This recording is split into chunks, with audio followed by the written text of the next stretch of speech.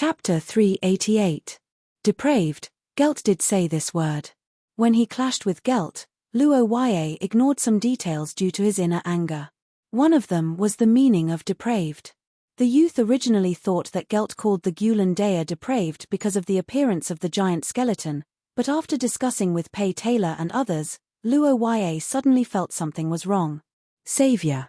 Regarding this question, Pei Taylor was silent for a moment before shaking his head, showing a puzzled look. The ancient Mother Earth recalled the past and said so. On the other side, the witch narrowed her scarlet eyes and ridiculed. Witch, are you provoking me? Hearing Pei Taylor's angry retort, Altacia exaggeratedly stroked her chest and ran to Luo's side, then whispered, "You're not a princess but a queen, right? And you're the one who provoked me first, right?" Facing Luo's unmoved retort, the white-haired witch showed a dissatisfied expression, while Pei Taylor stared at her angrily. After wasting a lot of time, Luo pulled the conversation back to the main topic. Generally, there are two kinds of concepts. One is the depraved gods who pursued power after Shi's death. The other is the pitiful creatures who were influenced by the Savior's depravity. That is the difference between active and passive. After listening to Altacia's words, Luo couldn't help but ponder. From his subjective point of view, it was impossible for the Gulan Dea to actively deprave when he was alive, and from an objective point of view, this point was also the same. Therefore, the Gulan Dea should be innocent, but the giant's bloodline called him a depraved. Did it mean that his life and even his death had something to do with the Savior? In Shi's history, there weren't many races that liked to record their past in various ways.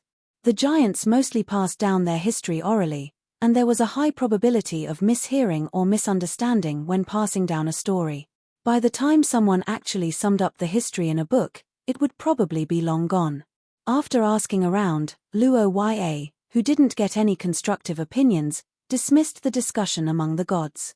He decided to find a way to search for books in this area in the future. After a rest, the teenager walked out of the room and went to the banquet hall to prepare for the celebration. As a result, he saw Paul, who was wearing a strange armor, explaining something to the onlookers. Oh, the patterns on it are so beautiful. Luo, who was well versed in history, had heard of the Forest Legion of the ancient Austin Empire. It was formed during the Empire's most powerful period, mainly to deal with the beast tide in the forest area of the Empire. In the early days of the Empire, humans adopted a defensive war, hoarding food and closing the city. As a participant of the Green Rose faction, Paul Aikman is currently not accepting any interviews.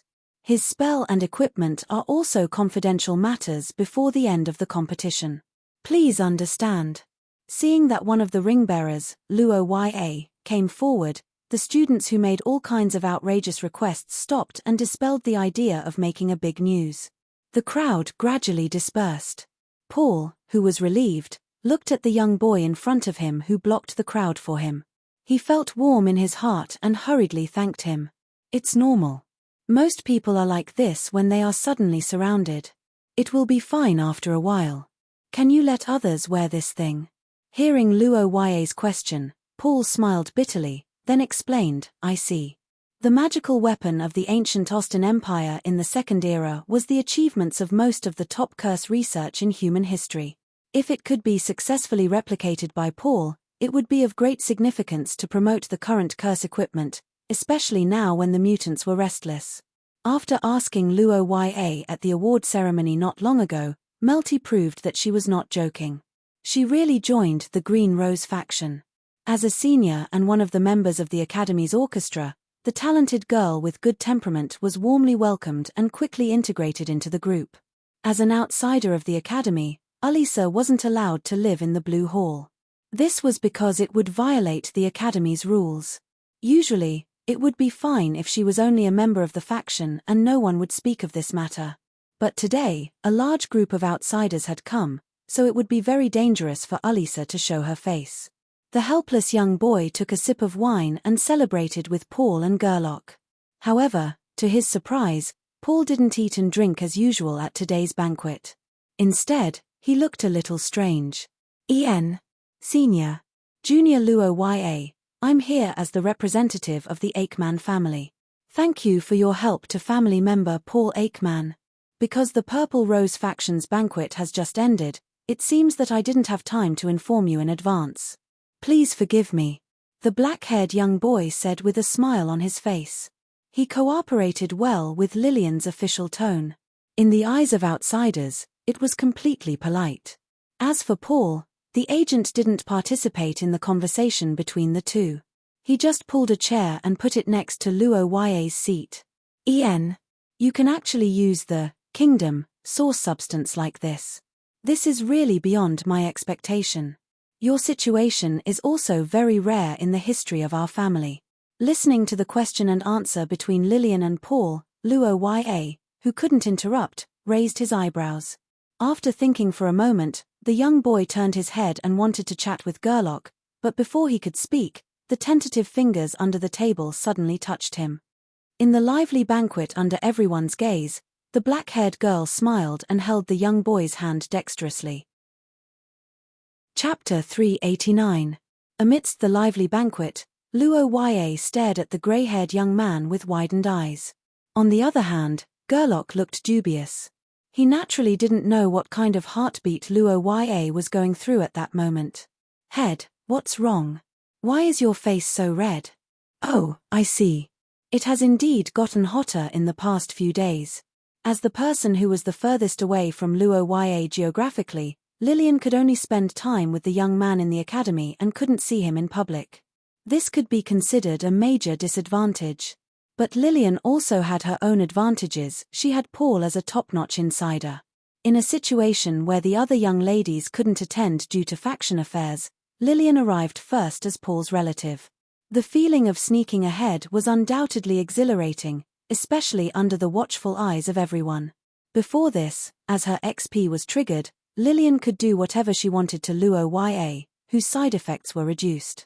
But now, the side effects were gone forever. Facing the young man in his normal state, Lillian didn't have the courage to be too proactive.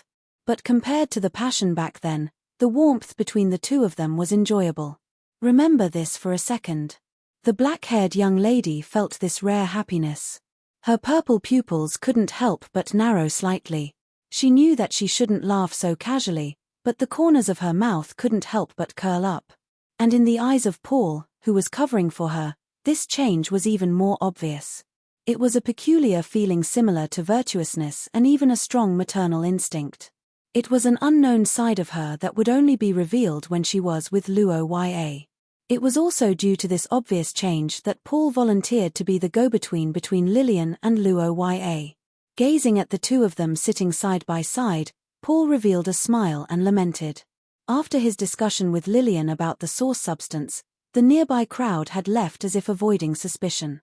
Gerlach had also gone out to drink with his close friends. With no one around, the young lady could finally whisper to Luo Ya. Thank you, Senior. You too. Did the preliminary round go well? The black-haired girl said regretfully. She was still brooding over the fact that she had drawn the grassland terrain in the preliminary round. Luo Ya couldn't help but laugh. He couldn't help but open his mouth to persuade her. If that's the case, things will be a little difficult. Upon hearing Lillian's unexpected answer, Luo Ya couldn't help but blink in confusion. The black-haired girl smiled, gently clenched his hand, and whispered in his ear. The girl, whose wish wasn't fulfilled, could only tap Luo Ya's wrist under the table. Then, she couldn't help but sigh. If it's just meeting each other, we can do it every day during class. However, we haven't had many opportunities to meet in private recently. The reason was that as the leader of the faction, they needed to lead the other members of the faction to improve together with them to a certain extent. It felt like a top student helping to tutor others. The improvement of the overall strength of the faction was also an important test for the ring-bearers. Senior sister, Green Rose has just started and needs to improve as a whole to get resources, so I've been quite busy recently. Chapter 390. After 2 rounds of easy matches, the seeded players of the Challengers Cup had basically cleared the contestants with average strength, and Luo Ya was about to face the agreed battle.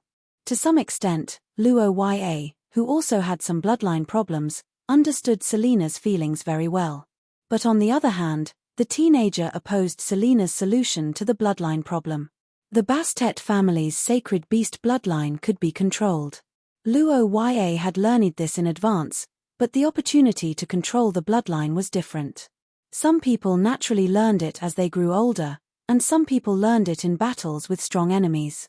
Selena's bloodline talent was extremely high, so it was estimated that the latter was the most likely to control the bloodline. If he wanted to help her, he had to defeat her. This competition was the best opportunity because the substitute curse vessel of this Challengers Cup competition could let people clearly experience death. The state between life and death was the closest to a real battle. In the crowded arena, Luo Ya and Selena were at one end of the arena.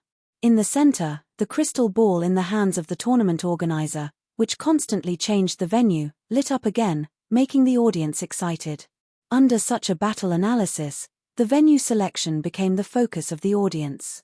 However, as if God was playing a joke on Luo Ya, at the last moment when the constantly changing venue crystal ball reached the finish line, the hilly terrain that was originally quite good was replaced before it was locked, turning into a dark rainforest. 1 second, remember 50 gold coins. Bet on that little girl. With the efforts of the majority of gamblers, Luo Ya's odds began to soar. At one end of the arena, the silver-haired girl frowned worriedly. It's very simple. Because the darkness of this secret realm, perpetual night forest, is accompanied by curse power, ordinary night vision spells are very ineffective. TSK, I didn't expect to draw such a place. Should I say that things don't go as planned? Perhaps a few months ago, Luo Ya would have some concerns about dueling with Selena in such a place, but now it was different because Luo Ya no longer had 2 ancient gods, but 3. After the announcement of the entrance was made, Luo Ya and Selena's bodies were surrounded by light. When they opened their eyes again, the black-haired teenager saw complete darkness. After officially entering the competition, Luo Ya found that the situation in the perpetual night forest was worse than expected. Facing such an unfavorable environment, Luo Ya did not move a step, nor did he use any spells. Instead, he immediately chose to release the Hydra staff in his hand. The origin form, Disorder, gave Luo Ya a strong penetrative ability. This was the thing that had left the deepest impression on him in the previous 2 matches. Under this ability that almost ignored defense, 2 strong contestants had been killed in a single blow. However, after carefully studying the principle behind it, Luo Ya found that the Hydra staff could still be used. With the full infusion of curse power, the Hydra staff emitted a sparkling light. 9 intimidating snakes emerged from the staff and surrounded the teenager as if he was a king. Then, a defensive rock wall emitting a pale yellow curse power was erected at the outermost periphery. In Luo Ya's eyes, this was the battle that had the hope of reversing the situation of Selena's bloodline. In the girl's eyes, this battle was even more crucial because her strong beast instinct told her that Luo Ya was the strongest opponent she had ever encountered. Although they had not met for long, as one of the few people who had spoken to her when her bloodline had calmed down, Luo Ya understood her thoughts and promised to fight with all his strength. What was even rarer was that this arena seemed to be tailor-made for Selena. Passionate hot blood flowed through her body along with the determination to fight. Her holy beast bloodline was stimulated to the limit by Selena at this moment. With the crisp sound of bones cracking, beast ears and a tail appeared on the girl's body. Her eyes flashed with a bestial light, and the noise in her brain increased. This battle was almost impossible for Luo Ya to launch an attack. Selena, who had the advantage of the geographical advantage, had long known this. Before entering the arena, the brown-haired girl had predicted that Luo Ya would adopt a defensive strategy, so she had thought of a strategy in advance. Clear beastly cries continuously sounded from the girl's mouth. Under the deterrence of a holy beast's aura, the magical creatures in the forest began to submit and move under Selena's command. That is too strong. The outcome of this battle is already decided. As expected of the Bastet family's once-in-a-century genius, to be able to mobilize so many magical creatures in such a short period of time. The judges of the competition began to express their opinions, and almost all of them thought that Luo Ya was at a serious disadvantage. However, at the highest point of the ceremonial stage, Antonio, who was listening to the official's high-pitched speech, had a different expression in his eyes. The old man looked at the youth in the arena and blinked, then smiled after a moment. The roars of magical creatures sounded from all directions, and Pei Taylor's outermost defense began to be attacked from all directions. Due to the number of magical creatures, the Hydra protecting Luo Ya had no choice but to move its huge body and spray its venom outwards. For a moment, the roars and screams of magical creatures filled the air. After the magical creatures in the sky moved, the Hydra could no longer maintain a complete defense. At this moment, the black-haired youth had no choice but to make a move. Against Luo Ya, who had the king of sacred beasts following him, the magical creatures were completely useless. This was something that Selena already knew. However, even though the magical creatures weren't a threat, they could still cause him to reveal his flaws.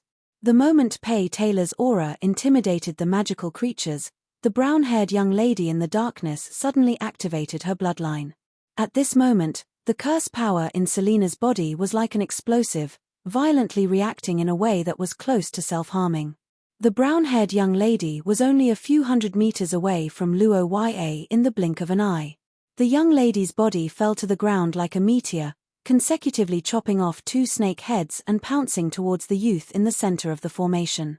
It was as if she had taken the head of a general in the midst of thousands of soldiers. At this moment, Luo Ya seemed to have recovered from his shock. Looking at the astonished youth under the long sword, Selena was almost certain that she had won. However, the next scene that happened made her widen her eyes in shock. Not good. He hasn't lost yet. The all-out attack of both sides clashed head-on just like that. At the next moment, the collision of the curse power shook the entire secret realm, erupting with extreme sound and light. The loud sound of the explosion shook the atmosphere and turned it into a shockwave. The intense light illuminated the forest as if it was daytime. The nocturnal monsters screamed in this upheaval, and the audience outside the arena also exclaimed, "That's..." The silver-haired young lady cheered happily in the audience. After a moment of judgment and verification, the tournament referees announced on the screen, "Oh." In the arena, the black-haired youth looked at the young lady who had collapsed to the ground due to excessive damage and the exhaustion of her curse power and asked her how she felt. "Are you satisfied? As expected, you purposely attacked me in the end, right?" The black-haired youth said in a flat tone. Selena smiled and narrowed her eyes. Somehow, she felt that he wasn't that annoying. "I feel like I'm full all of a sudden. I don't want to fight anymore." "You can say that." The excited spectators became even noisier after seeing the return of the 2 contestants. They raised their hands and applauded for the final all-out collision between the 2 contestants. The medical staff rushed forward and lifted Selena onto a stretcher. Luo Ya was required to undergo a post-match examination according to the rules. "I've fulfilled my promise, haven't I?" Thinking so, the black-haired youth looked at Selena in the distance and revealed a smile. But what surprised him was that at this moment, the system prompt suddenly sounded. Chapter 391. Ding, don't refuse Ari Lizzie times Akat's request tonight. Tonight, I can't refuse Ari Liz's request. Previously, the small suggestions generated by the blessing of the goddess of fate were within the scope of what he could implement. It wouldn't have much impact if he followed the suggestions, but this time, don't refuse Ari Liz's request. This is definitely not okay. Forget it, let's take one step at a time. 1 second. Remember, without the substitute curse vessel being completely damaged, Luo Ya hardly suffered any substantial damage, so he just checked it a little and left.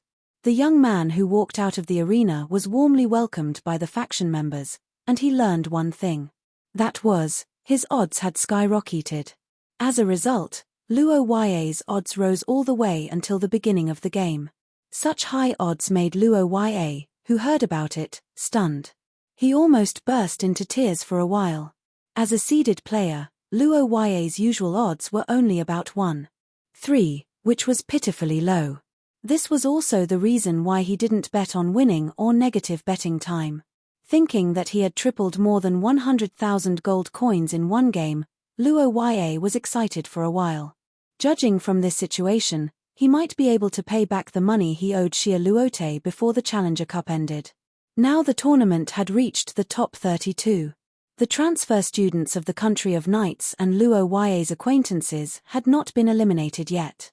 Even the weakest Paul actually survived 2 rounds with his ability to summon divine armament. The ocean field was generally considered a neutral field. After all, most people had no experience in ocean battles. Originally, the opponent thought that this kind of field was very disadvantageous for both sides. He could win with stronger strength. As a result, he didn't expect Paul to change armor on the spot. He directly transformed into the ancient Austin Empire Navy and exhausted his opponent to death with the advantage of the field and equipment. For Paul's situation, Luo Ya could only say that he was lucky. He even suspected that this guy had activated some kind of protagonist aura. In contrast, Gerlach on the other side was much more difficult. Although he successfully survived 2 rounds, both rounds were tough battles. For example, in the last street battle, Xia Luote's opponent was a Cursemancer who was good at large-scale attack spells. The bloodline ability was to hide the spell fluctuations to a certain extent.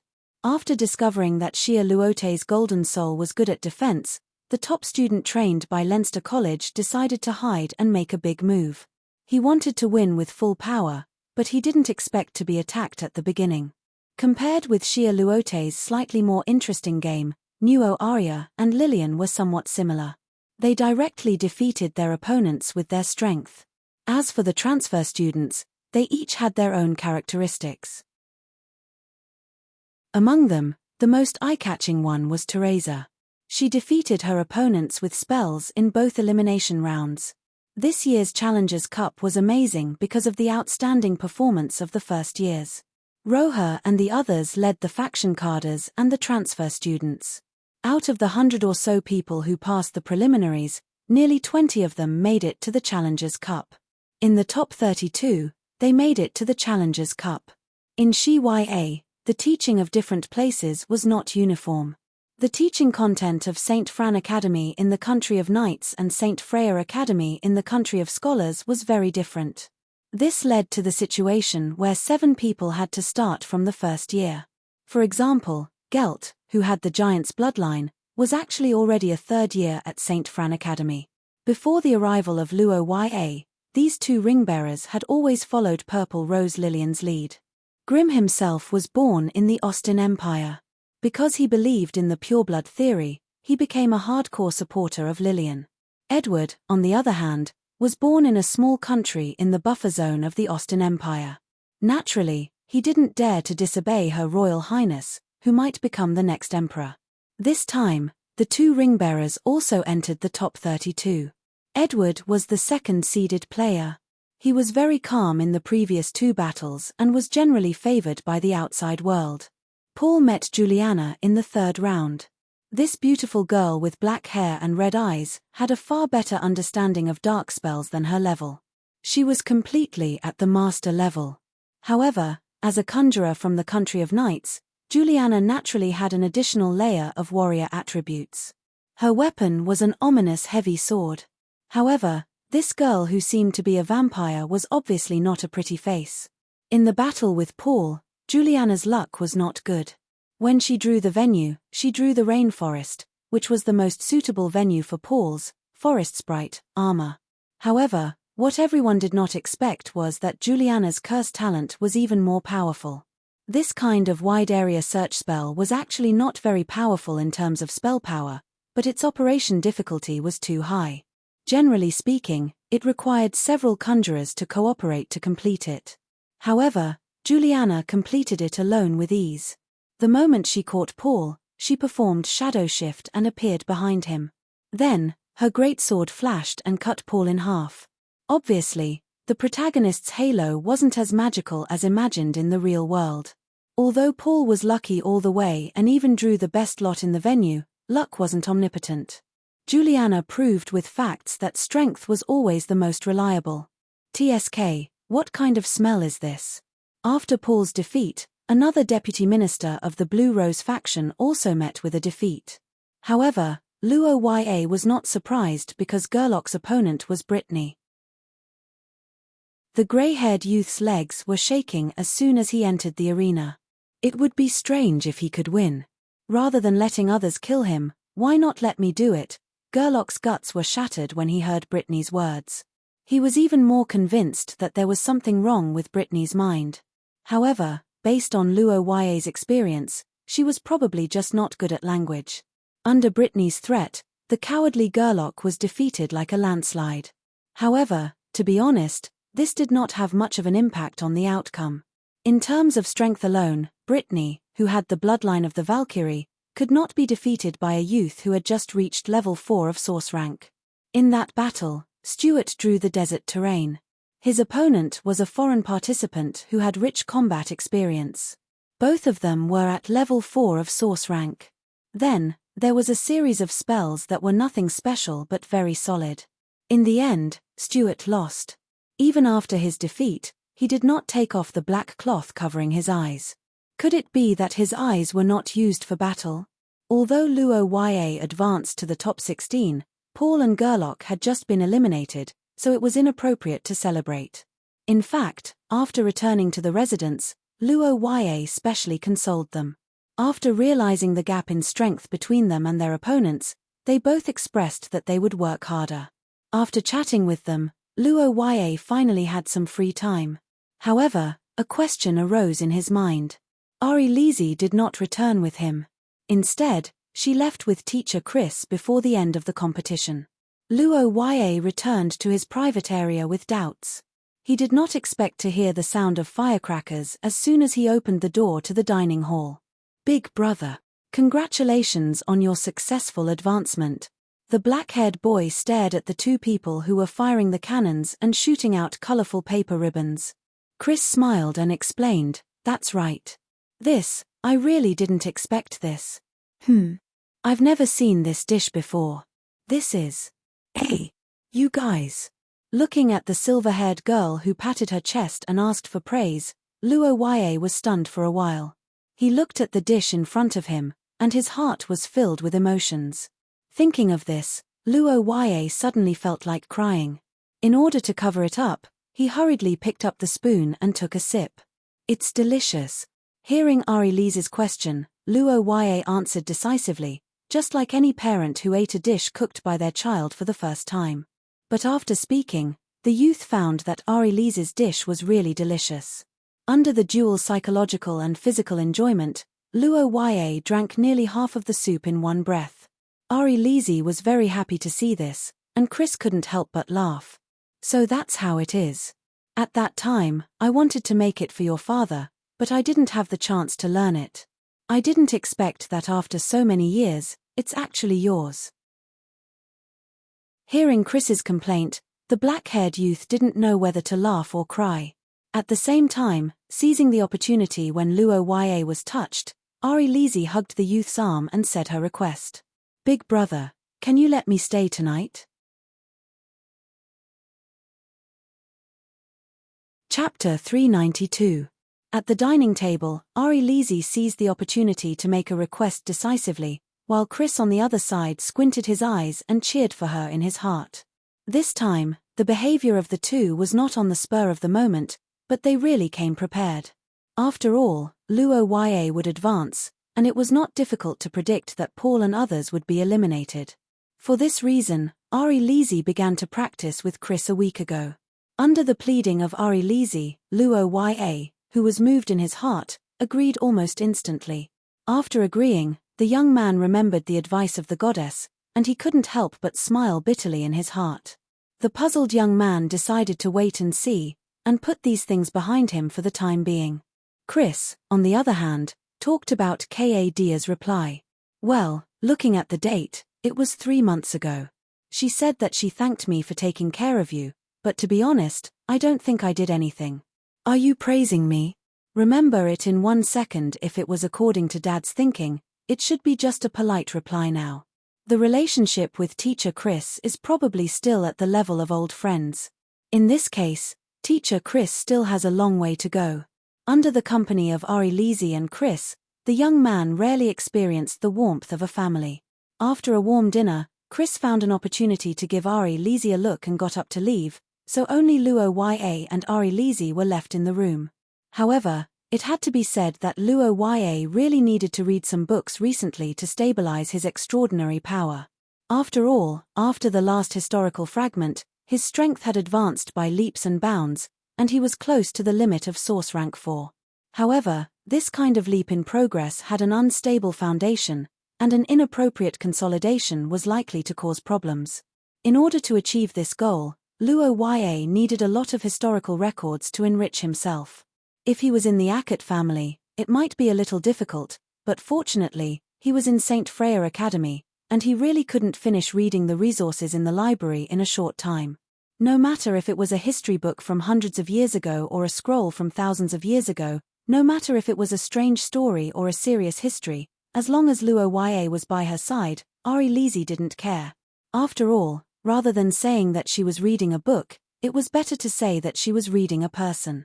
Beside the sofa where the lamp was lit, Luo Ya and the silver-haired girl were sitting side by side. The boy was holding a thick book and slowly flipping through it, while the girl was silently rubbing against his shoulder like a cat. This familiar feeling made Luo Ya's heart relax. He felt as if he was in the mansion of Akut Hill. Really, this aspect hasn't changed at all. Since he was a child, Luo Ya had discovered this characteristic of Ari Lizzie. If the girl was divided into liberal arts and science, Ari Lizzie was undoubtedly an all-rounder talent. Subjects like mathematics that gave many girls headaches were not difficult at all in Ari Lizzie's eyes. Liberal arts and the like were also a piece of cake for her. She was a standard top student. Under this long-term tacit understanding, Luo Ya and Ari Lizzie didn't discuss anything and just snuggled up to each other for a few hours. When it was close to midnight, a strange spell began to come from afar. Juliana felt that she was going to starve to death. As a student of St. Freya Academy, the so-called hunger naturally didn't refer to the hunger of ordinary people due to lack of food, but in fact, it was the cost of using the spell on her body. The Blood Tribe was a famous race in Shi Ya's ancient times. But compared to other mythical creatures, the Blood Tribe's origin was noble, but their body wasn't that different from humans.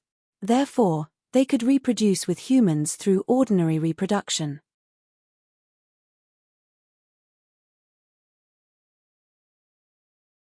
And just as the name implied, the Gust race's supernatural strength was, to a certain extent, traced back to the origin of their bloodline, which was the history of the giants.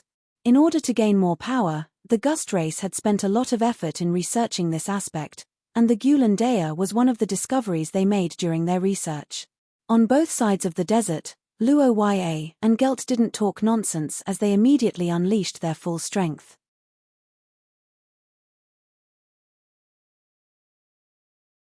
Chapter 394. After finishing his battle with Gelt, Luo Ya's mood improved a lot after hearing Gelt's last words. The anger that was caused by the Gulen Dea being discredited had mostly dissipated. What? Princess Nuo Arya wants to forfeit. Forfeit? Nuo Arya? Although the importance of the Challengers Cup to princesses like Nuo Arya and Xia Luote was much lower than others, the publicity effect was unparalleled. Moreover, it was already the semi-final stage. How could they forfeit? Luo Ya was puzzled and asked his own question. He didn't expect the female student to be troubled after hearing his question. What? Well, you guys can leave. In the classical and elegant living room, a blonde girl sat alone at the tea table by the balcony. She dismissed the aristocrats in the room and smiled at the approaching youth. Well, I beat up that arrogant guy. But that's not important. I heard that you want to forfeit. What's the matter? Angels were the embodiment of holiness in ancient times. Nuo Arya, who possessed the blood of an angel, shouldn't have any abnormalities. Once there was a problem, it would be a big problem. Nuo Arya, what's the matter? Nostalgia. Nuo Arya's face revealed a smile as she recalled the similar historical situation she experienced with the youth. Luo Ya was surprised when he heard this. He stared at the girl and asked, "Well, the blood is restless. Maybe it's about to advance to gold." Hearing Nuo Arius answer, Luo Ye couldn't help but widen his eyes. A strange feeling suddenly welled up in his heart. The youth's heart was filled with doubts. Not only did his worries not lessen, but it began to increase instead. Because the advancement of the blood was different from the extraordinary level, it may cause the body to be unable to bear it. In fact, Nuo Arius' condition when she was younger was because she was too young when she advanced. Now that she was advancing to gold, would the situation be more serious? Chapter 395. Although the exchange with Nuo Aria was heartwarming, the recent series of events around him made Luo Ye feel slightly uneasy. However, it had to be said that the doubts in the young man's heart were not supported by any actual situation and seemed to be groundless fears. Soon after, Nuo Arius' decision was made public by the tournament organizers. The Challengers' Cup was not just a material reward. The winner would also receive great fame. This kind of fame transcended national boundaries and had a huge impact on a person's future. Fortunately, the people of the theocracy still had a hope, and that was Luo Ye of the Akut family. After becoming the only contestant from his country, the young man gained a large number of supporters out of thin air. Nuo Arius' incident had a great impact on the tournament, but no one expected that the incident would be overshadowed by an even more explosive piece of news just one day later. Edward of the Grey Rose, who was one of the favorites to win the tournament and ranked second among the seeded contestants, was defeated by Williams. The Heart's Sword was unleashed by Williams for the first time in this match. Its effect was shocking, especially the final scene where the blade flew like a meteor and broke through Edward's heavy defense to cut him in half. This caused the audience to cheer. The second level 3 source level contestant in this year's Challengers' Cup. Such news almost instantly caused an uproar in the entire tournament because this was the first time there were 2 level 3 source level contestants in the same tournament since the Challengers' Cup was held. Under such an atmosphere, praises such as Genius Knight began to appear one after another. William's name caused a great uproar, and his popularity soared like a rocket. He became the favorite to win the tournament. Xia Luote's Golden Soul could attack and defend freely, but in the face of overwhelming numbers, it did not have enough destructive power. Although Xia Luote's Gem Curse could make up for this, it was obviously inferior to Lilian's summoning speed. Perhaps due to the relationship between the two countries, Luo Ye could see that Lilian did not go all out in this battle. Instead, she used a battle of attrition to achieve victory. However, after this last match, the top 4 contestants of the Challengers' Cup were officially decided. These 4 extraordinaires were about to compete for the honor of being at the top of the younger generation. But in Roha's eyes, this was especially strange because from his point of view, this was a match between siblings. Thus, under the gazes of everyone in the arena, the 4 of them began to draw lots for their fates. However, the results left the audience both happy and worried. Group 1, Group 2, when such a result appeared on the screen, the battle arena was in an uproar. The audience of St. Maister cheered in surprise, cheering for Luo Ye's luck. The audience of the theocracy was excited, as were the members of the Blue Rose faction and the supporters of Luo Ye. On the other side, the fans and students of the Austin Empire, as well as the audience who supported Williams, were somewhat worried. After all, no matter how they looked at it, the opponent who was also at the 3rd level of the source rank was a strong opponent. Before the final match, Lilian naturally did not want to fight with Luo Ye. On the other hand, the match with Lilian was exactly what Williams wanted. After all, she participated in the Challengers' Cup to prove that she was stronger than the people around Luo Ye. The moment she passed by Luo Ye before leaving the arena, Lilian said so to him in an imperceptible voice. The young man smiled. After drawing lots to determine the number of matches, the 4 final contestants left the arena respectively. The battle arena was sent off with cheers and applause. Everyone knew that no matter who won or lost, they would definitely become the leaders of the younger generation. I'll be leaving first. Remember to bring the trophy with you when you come back.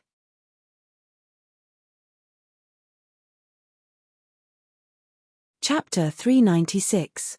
Under the dim light of the Butterfly Dance Pavilion, the reddish-brown-haired girl's emerald eyes narrowed slightly, and a blush appeared on her delicate face.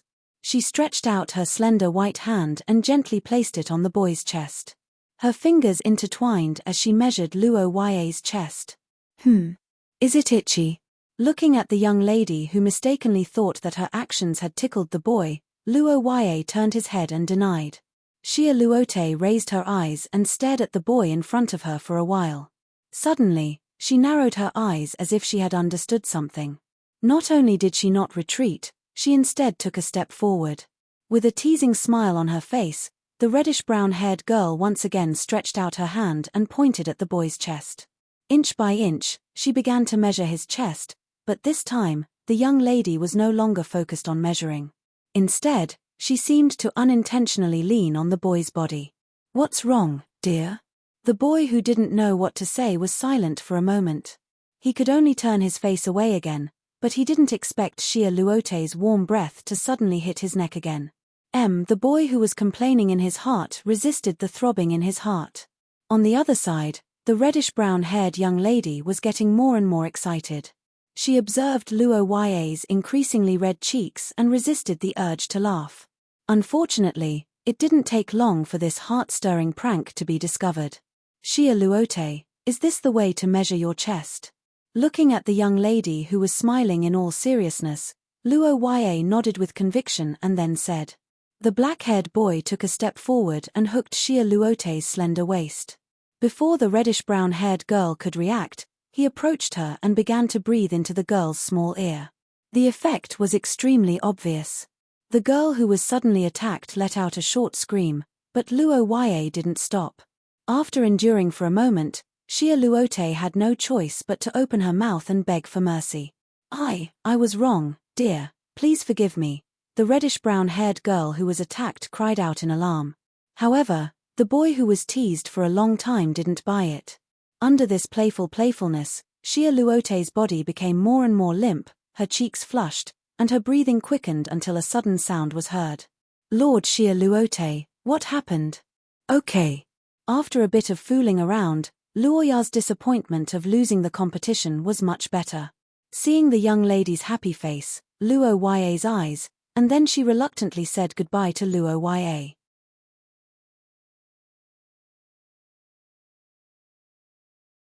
Chapter 397.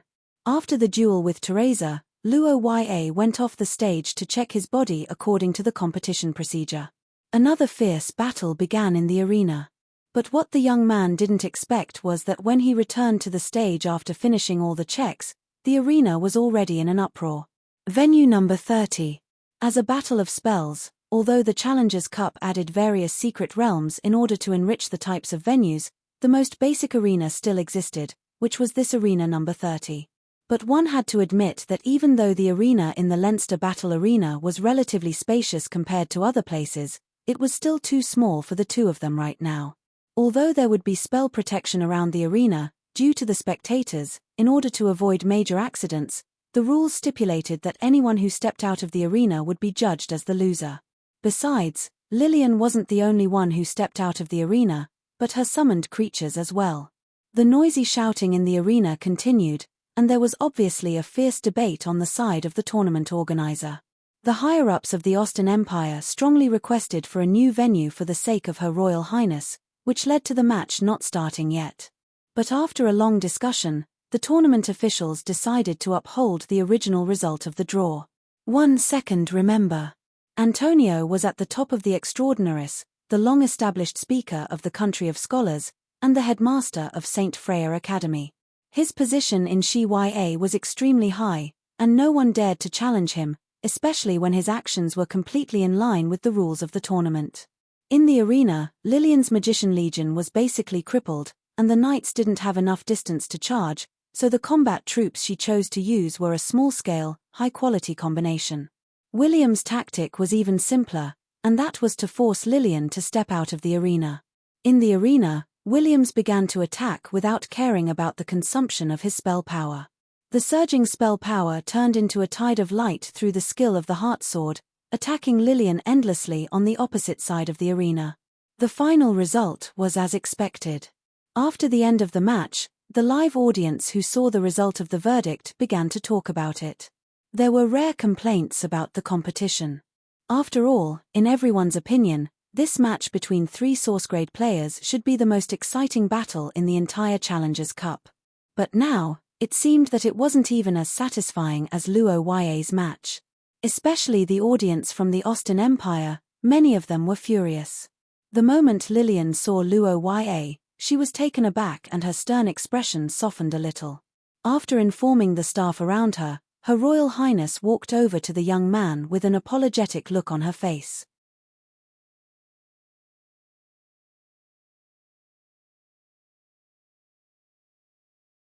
Chapter 398.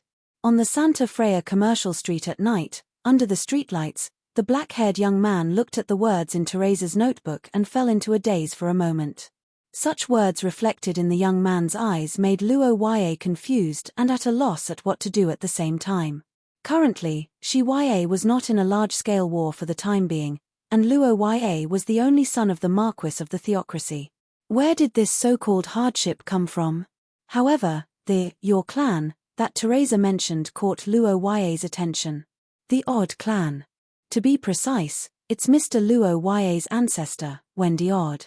Suddenly hearing the name of an ancestor that he had never heard of before, the black-haired young man frowned and his gaze became a lot more serious. However, he did not expect Teresa to suddenly change the topic and ask a question that surprised Luo Ya. I've heard of it. It's an alliance formed by angels, dragons, and highland elves, right? I've seen an ancestor who protected their great creation in a historical fragment before. Why? Is this matter related to the alliance of the three races? The pink-haired girl wrote silently and told Luo Ya a piece of unknown history of the three races in ancient times. In ancient times, as time passed and Shi Ya's environment changed, the mythical races gradually could not adapt to this world. They anxiously searched for a way to continue their bloodline and finally set their sights on the human race that many prophesies said would become powerful. That was why there were so many alien bloodlines today. However, the prophesies of the alliance of the three races did not stop there. Whether it was the Mother Goddess or the Savior, they had brought great disasters to the supernatural races in ancient times. Therefore, preventing them from reviving had always been one of the major goals of the Twilight Sage Association. Luo Ya had long been aware of this point, but the young man was not concerned about this point. Luo Ya frowned deeply as the figures of the two girls appeared in his mind. He took it seriously in his heart, but at the same time, he was a little puzzled because although this prophecy was important, it did not seem to belong to Luo Ya. That's right. Because at the end of the Second Era, Wendy Odd of the Odd clan once again accurately predicted this prophecy. This is also the reason for William's current situation. At the end of the Second Era, one of the scattered members of the Twilight Sage Association.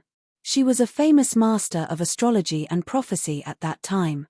Almost all the members in the early days of the Kingdom of Knights were followers who were saved by her. In other words, the Kingdom of Knights was a country established by her knights. Hearing this, the black-haired young man couldn't help but widen his eyes. He finally understood why the Kingdom of Knights treated him so differently. But Wendy Odd and Odds' prophecy, Wendy's prophecy, She's but Wendy's, Odds' SSSS. But even when she was dying, Luo Ya, this great ancestor, was still worried about the future of the people around her. And because of that, she used her unparalleled talent to predict the fate for the last time. The prophecy was the prophecy of the destruction of the Three Races Alliance and the future of the Odd clan who had always been fighting against them. The prophecy was about the time of the destruction of the Three Races Alliance. Wendy predicted that it would happen 1,000 years later, and that the Odd clan's inheritance would be severed. The bloodline awakened would face great danger. However, the prophecy about the specific situation of the Odd clan was very chaotic. First prophecy: the descendants of the Odd clan will fall into depravity. They are in great danger. Stay away. Third prophecy: the descendants of the Odd clan will die in an academy under the witness of the successors of the three races.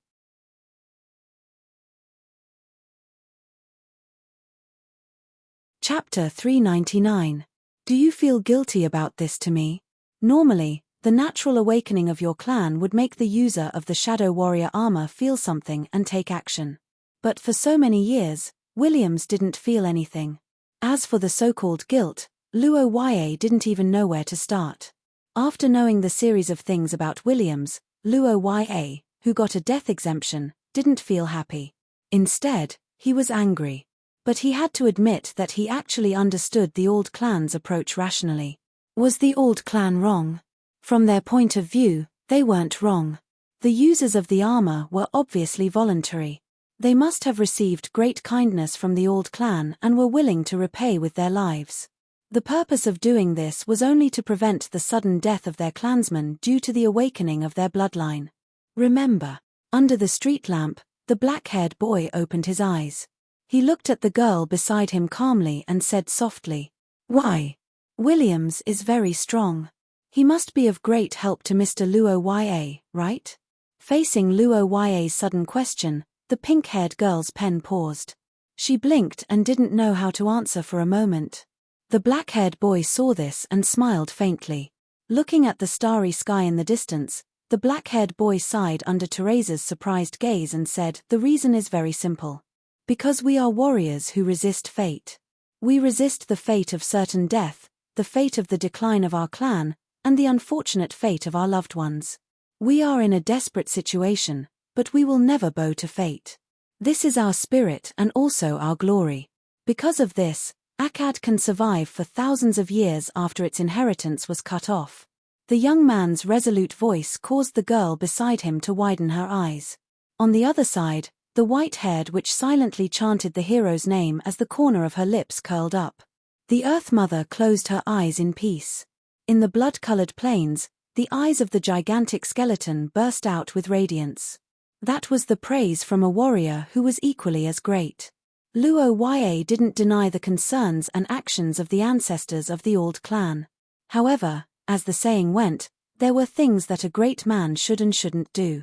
Luo Ya wouldn't back down on some choices. But Williams is very stubborn. "I don't think he'll give up on bringing you away. He thinks it's his duty and his goal. I hope that he can choose again and choose his own goal." "That's right. If his purpose is to become a guardian of the past prophecy, then our differences will probably always exist.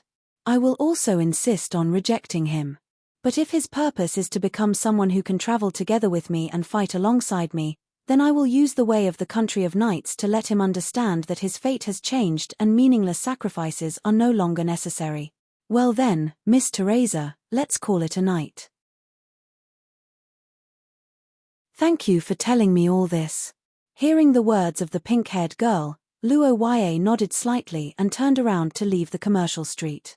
Teresa smiled at the young man's back until Luo Ya completely disappeared. Then, she turned her gaze to a corner behind her. And under her gaze, the young girl in a cloak and full of armor finally appeared. He should have noticed it too. Your presence is too unique." After several interactions, Teresa actually had the intention to understand Luo Ya's character. Today's conversation was also based on the premise that Teresa believed that Luo Ya wouldn't accept William's self-sacrifice. And the reason was simple. As an elder sister, Teresa didn't want her distant relative to have such an ending. Every time she saw Williams in this state, Teresa, who used to play with him when they were young, would feel heartache. Both of them had the bloodline of dragons. She, who was known as the Princess of Curses, lived a luxurious life and was loved by the people. However, a real princess couldn't even wear a dress. "How is it, Mina? Are you happy? Didn't I say that he wouldn't leave you alone?" The young girl in armor lowered her head, not knowing how to react. Teresa smiled and wrote, "What? Noble and proud, fearless and powerful. Isn't this the spirit that a knight pursues?" Thinking so, the young girl ridiculed the young man's duplicity in her heart. She had to admit that Luo Ya's performance in the previous battle had trampled on the young girl's points. It was also because of this that Williams hid in a panic and only dared to show himself after leaving. What's left was a true competition of strength. Before such a major competition began, the contestants would deliberately avoid contact. On one hand, it was to prevent being accused of colluding to manipulate the competition. On the other hand, private contact could affect the fighting spirit of both sides, thus affecting the results of the competition. In the eyes of the young man, this was no longer just a competition for the championship of the Challengers Cup. It was also a competition to prove his beliefs and strength. His opponent wasn't just Williams, but also the will left behind by Alfred from 1,000 years ago, which was no longer in line with the times. Due to the controversial nature of the previous match between Williams and Lillian, the reputation of the tournament organizers had taken a hit. Regarding this, the tournament planners had to actively deal with public relations, and the method was to divert the attention of the public to the next match. Although the battle between Luo Ya and Williams wasn't as eye-catching as the battle of the century or the clash of the two strongest geniuses due to the difference in their strength, it was fortunate that Luo Ya's performance throughout the competition was outstanding. Many spectators in the Austin Empire believed that Lillian's match was rigged.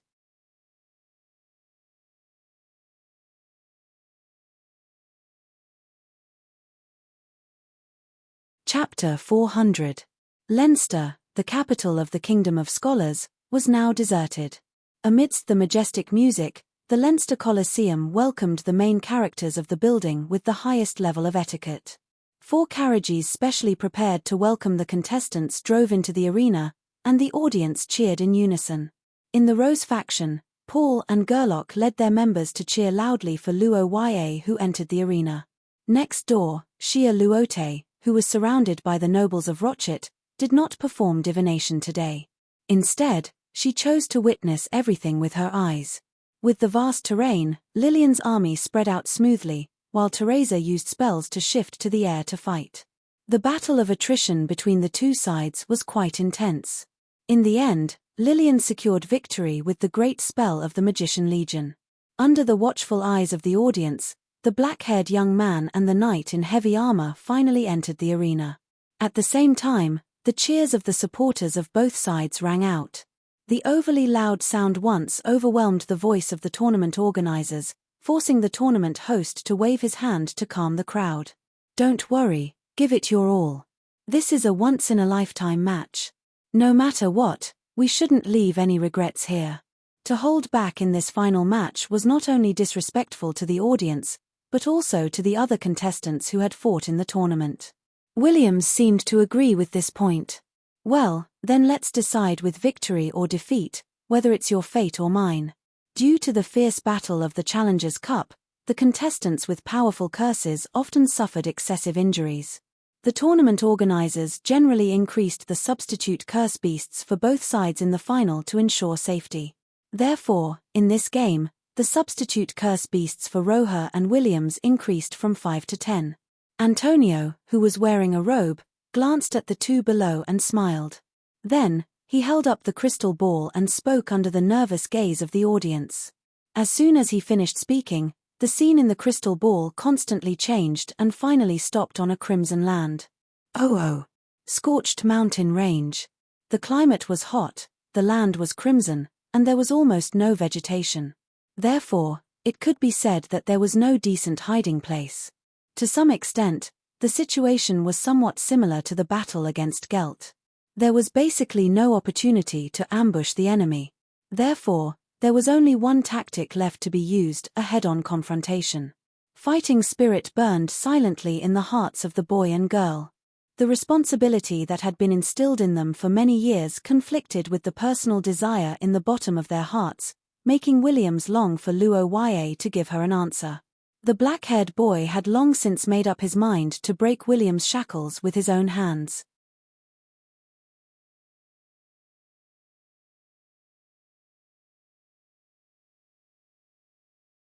Chapter 401. Trump cards were the most important factor in a supernatural being's battle.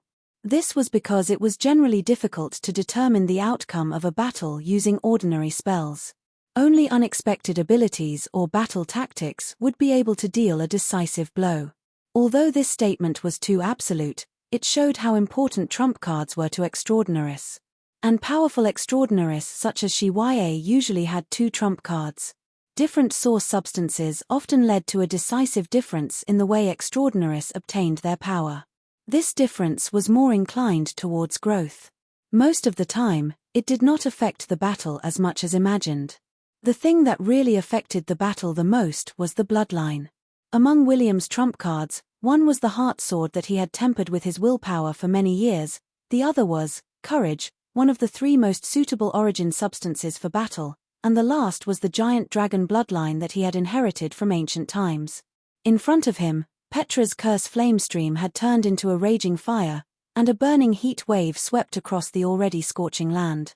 However, in the center of the flames, William's curse reaction not only did not decrease, but also expanded like never before. Amidst the burning lava from the Earth's core, a pair of golden eyes lit up under the blazing flames.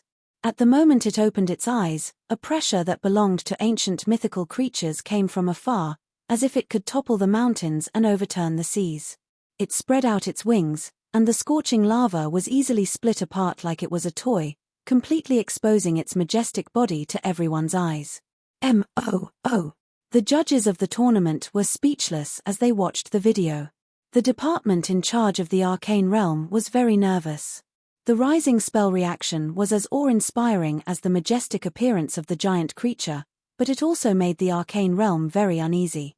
In the scorched mountain range, Luo Yue looked into the distance with a serious face. As the only person who faced the dragon's pressure head-on, he knew better than anyone else how terrifying William's was. Atavistic bloodline. This was the truth behind William's incomprehensible power. The giant dragon constructed with this powerful bloodline ability was almost the same as a real giant dragon. Thousands of meters away, the dragon and the black-haired young man looked at each other. Both sides knew that they could no longer fight a war of attrition. A strange silence fell.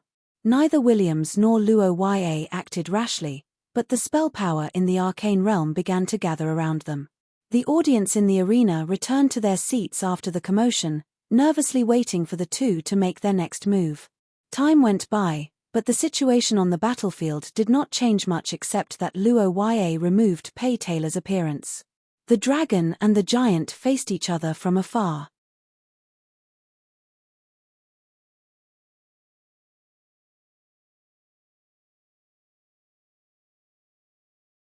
Chapter 402.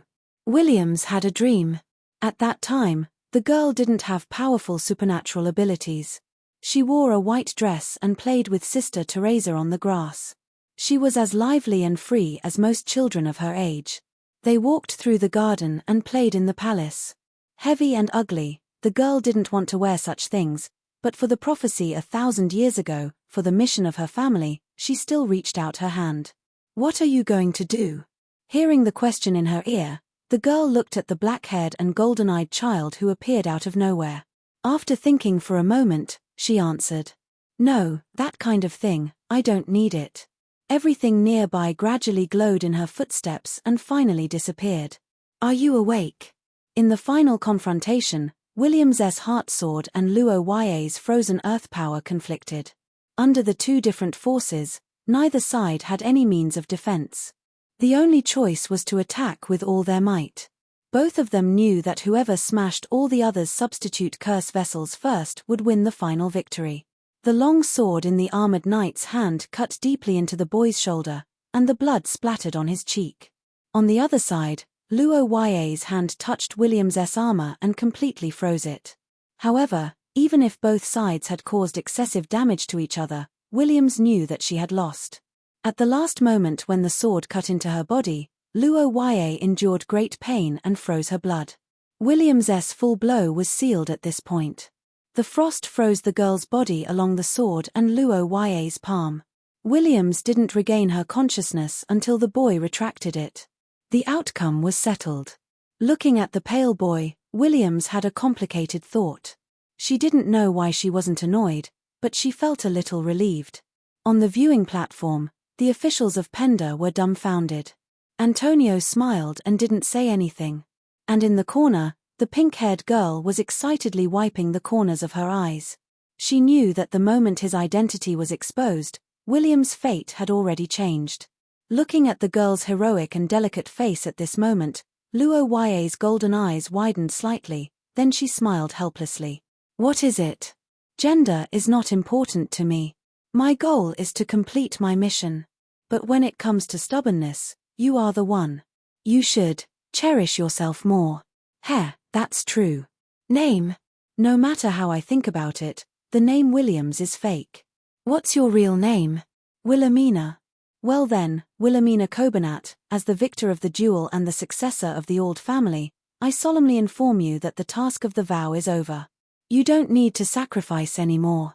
You can take off your heavy armor, and you don't need to hide your true face anymore. Your fate is no longer dependent on me, and everything doesn't have to go according to plan. You are free. From now on, your life will belong to you.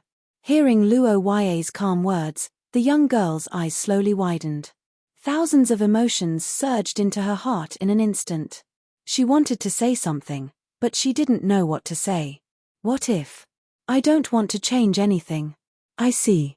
The girl who listened to his suggestion smiled. In the next moment, the two figures disappeared in the light and returned to the familiar battle arena.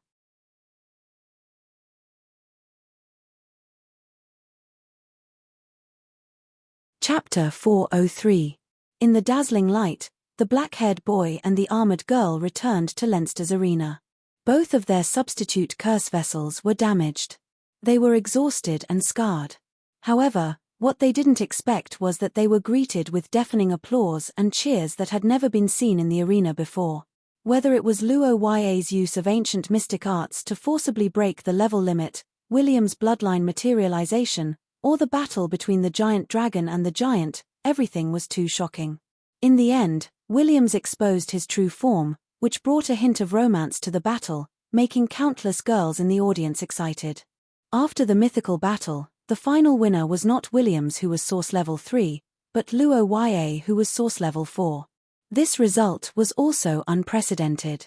Before this, there had never been a Source Level 4 victory over Source Level 3 in the Challenger Cup.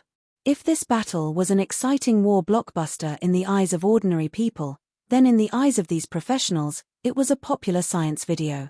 No matter who it was, even the powerful Antonio would gain something in such a battle. In the arena, Luo Ya slowly retracted the frozen earth, and Williams also let go of the sword hilt. Then the medical staff of the competition swarmed up and performed emergency treatment on the two. It's not even a fatal wound. There's nothing to be afraid of. Instead, it's the side effect. I hope it doesn't come too soon. The championship is not over after the battle. I have to receive the award later. Quick! Stop the bleeding. At the request of the medical staff, Luo Ya, who wanted to leave the arena by himself, could only lie down and be sent away. Until Luo Ya and Williams left the arena, the cheers in the arena finally subsided slowly. After the final between Luo Ya and Williams ended, the arena entered a short preparation time. Various shows were performed in the arena for the audience to pass the time. After nearly an hour of waiting, the Challenger Cup finally entered the awarding stage. This was also the reason why more than 100 contestants were invited today. Amidst this respectful and courteous reception, the thick and heavy doors of the battle arena opened once again. The crimson-red carpet flowed like a river towards the towering rostrum. The ceremonial soldiers armed to the teeth entered in 2 rows, standing on both sides of the carpet to form a corridor. When the girl appeared, there were enthusiastic cheers and applause in the arena. In the face of so many supportive audience, Williams also waved his hand, which set off another climax in the arena. After that, Teresa, Shia Luote, and the others entered the arena one by one. The tall Gelt, the mysterious and elegant Juliana, the steady grey Rose Edward, and the highly popular top 8 contestants led more than 100 contestants into the arena. Many of the spectators, especially the Leinster locals, had watched the Challengers Cup more than once. With a lot of experience, they knew that this year's Challengers Cup was far more exciting than the previous years. The biggest difference was the participation of the younger generation of the country of knights, which brought too many surprises to the spectators of various countries. In the cheers of the Golden Year, more than 100 contestants came to the official viewing platform. The representatives of the schools and the higher-ups of the academies came one by one with different badges in their hands and handed over the medals that represented honor to the contestants. At this time, Luo Ya was dressed in formal attire. After a round of emergency treatment, the wounds on the young man's body had healed, but the lost blood and spell power could not be replenished immediately. Antonio looked at Luo Ya, who still looked a little pale. He stretched out his hand and cast a few spells. Under the light, the young man looked a little better. The smiling dean also began his speech to the audience.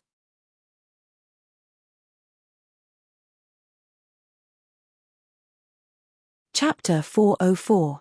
On the hospital bed, the black-haired teenager was slightly stunned when he heard the system prompt. He didn't expect that at the last moment when the blessing of the goddess of fate was about to expire, it would actually work again. Ding, at the celebration banquet, silently stare at Williams for more than 15 seconds at a time when the other party is aware of it. Looking at the new suggestion, the black-haired teenager's expression became strange. Although according to past experience, Luo Ya would follow the suggestion, he had to admit that the suggestion this time was a little impolite. It was fine if it was a guy, but a girl? No, staring for 15 seconds, a guy seemed to be even worse. The goddess of fate's suggestion was originally set to save Estrella. Although the teenager had encountered many accidents along the way, he basically got good results under her suggestion and steadily moved toward his goal. After winning the Challengers Cup, Luo Ya felt that it was time to end it. It was not uncommon for St. Freya Academy to hold a celebration after winning the Challengers Cup. It was even a tradition of the academy, so the relevant preparations had been made long ago. After 3 days of waiting, the students in the academy could not wait any longer. Before evening, the carriage specially prepared by the academy was waiting outside the Blue Hall. After dressing up, Luo Ya, who was wearing a formal dress, finally put down his trophy and went to the banquet venue accompanied by Paul and Gerlach. Looking at the students shouting and waving on both sides of the road, Luo Ya couldn't help but smile bitterly. At the same time, he felt the strong influence of the title of Challengers Cup champion among the young people. In this game, thousands of spectators became his supporters. The title of Challengers Cup champion and honorary baron of the 5 countries was brought to Shi Ya with the officials and spectators of various countries returning home. The battle between him and Williams would become a classic in the hearts of tens of thousands of people and a topic of conversation in the future, further spreading his name. Winning the Challengers Cup champion would bring great prestige. This was already known to the world. This kind of prestige was not determined by unchangeable things such as birth, but by hard work and hard work. Therefore, it was recognized by people. However, it had to be said that this year, Luo Ya's popularity was even higher than the previous winners. It even exceeded his own expectations, especially in the Saint Meister theocracy. His reputation was like the sun in the sky. The black-haired boy thought helplessly. Then, he couldn't help but think of the task that Miss Angel had given him before she left. Now that he had successfully obtained the trophy, Luo Ya's task could be considered completed. All that was left was to pray that Nuo Aria would proceed smoothly. The event had yet to officially begin, but the banquet hall was already bustling with noise and excitement. The contestants from St. Freya's Academy arrived one by one, and there was no lack of seeded contestants among them. Luo Ya's arrival was very sudden. It was like throwing a stone into a calm lake, stirring up waves. After the nobles of the theocracy rushed over, Xia Luote was the first to come over and show concern for Luo Ya's health. The boy responded seriously, and the young lady, who had been worried for the past few days, finally felt relieved. Perhaps it was because of Lillian's lead, or perhaps it was because the Challengers Cup champion title had changed Green Rose Green's view of Luo Ya. This time, the second-year ring-bearer chatted with Luo Ya for a while, but their conversation was still a little stiff. On the other hand, Grey Rose Edwards' communication skills were much better. Well, now that the border is actively preparing for war, the benefits of the soldiers in various countries are increasing. There are too many graduates from Leinster, and the competition is too fierce, so the benefits are decreasing. Although Leinster's extraordinaires had a lot of research results, they were still in the rear. Compared to the front lines, it was naturally safer and more comfortable. Under such circumstances, if the benefits were still higher than the front lines, the number of high-ranking extraordinaires on the front lines would definitely decrease.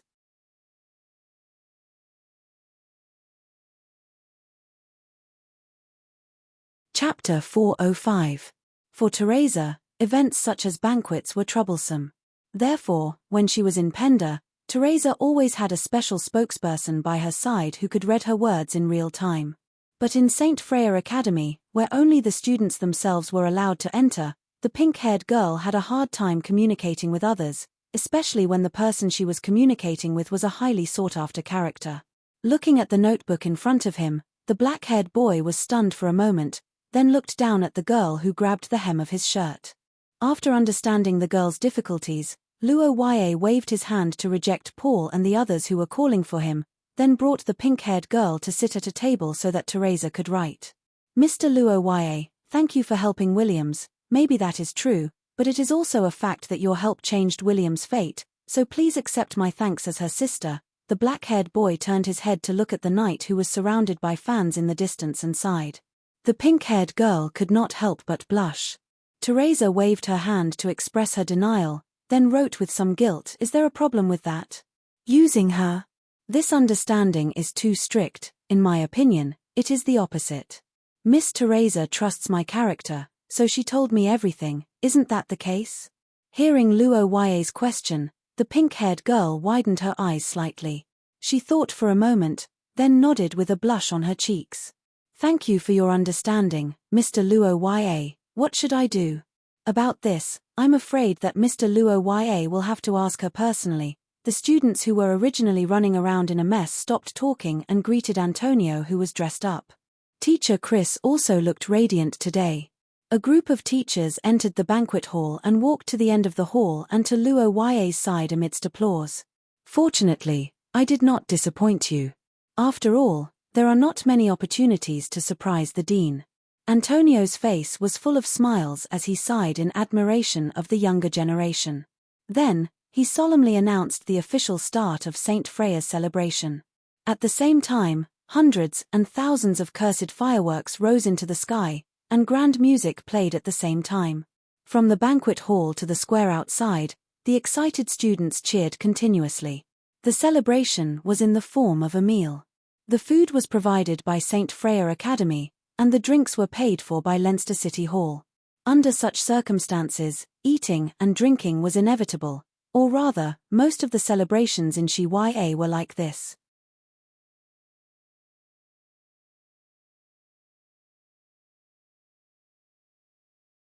Chapter 406. Under the moonlight, Luo Ye looked at the smiling girl in front of him. He thought for a while and called out her name softly. "Yes, it's me. I don't really care about names, but if there's anything that needs to be changed, I think it's a good idea to start with this name. But even so, it's impossible to make everyone change their names all of a sudden. After all, it's been so many years.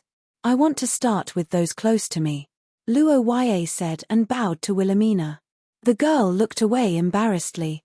The young man smiled and thought for a while before asking a serious question. "No, we plan to stay here. I say, do you not welcome us?" The black-haired young man waved his hand and explained. After hearing Wilhelmina's answer, he felt a lot more relaxed. No matter what the reason was, it was a fact that Wilhelmina had endured torturous training for him. It was also a fact that she was willing to sacrifice herself for him. Although it was all arranged by the ancestors of the old family, Luo Ye, the beneficiary, couldn't be indifferent. As for Brittany, he had an agreement with her. She had a close relationship with his subordinate, Gerlock, and would probably join the consulting department in the future. He didn't have much contact with Stuart, but Luo Ye had a few words with him. At least their communication was friendly. Of course, there was a more important reason. Luo Ye felt that the country of knights was too isolated. The descendants of the Twilight Sage Association were rare talents. They had the potential to become the strongest in Shi-Ya. No matter if it was fame or resources, they deserved more. The golden generation? Indeed, reputation is important to knights. But the main reason why we're staying here is because of you. Of course. After all, the third prophecy exists. Although you said that it's no longer effective and you don't want to leave, we're still worried about leaving you here alone. It's not just me. The 7 of us made this decision together. After hearing this, Luo Yue blinked in surprise. Suddenly, he felt warmth in his heart. On the other hand, the girl hesitated for a long time and brought up the old topic again. Yes, I can. Are you not welcoming me with this reaction? Speaking of which, isn't this similar to how I was before? No, I'm just a little surprised. Speaking of which, why did you suddenly join? Yeah, I agree with that. Luo Yue's prophecy was naturally not the 3 prophesies about himself, but the prophecy of Wendy Ald's prophecy about the alliance of the 3 races 1,000 years ago, which was the so-called prophecy of destruction. Wilhelmina's 3rd prophecy about Luo Yue had failed, so she was a little optimistic about the prophecies of her ancestors. But Luo Yue, who knew the truth, did not dare to let his guard down. Strictly speaking, all 3 prophecies were correct. Luo Yue personally felt that the possibility was not high.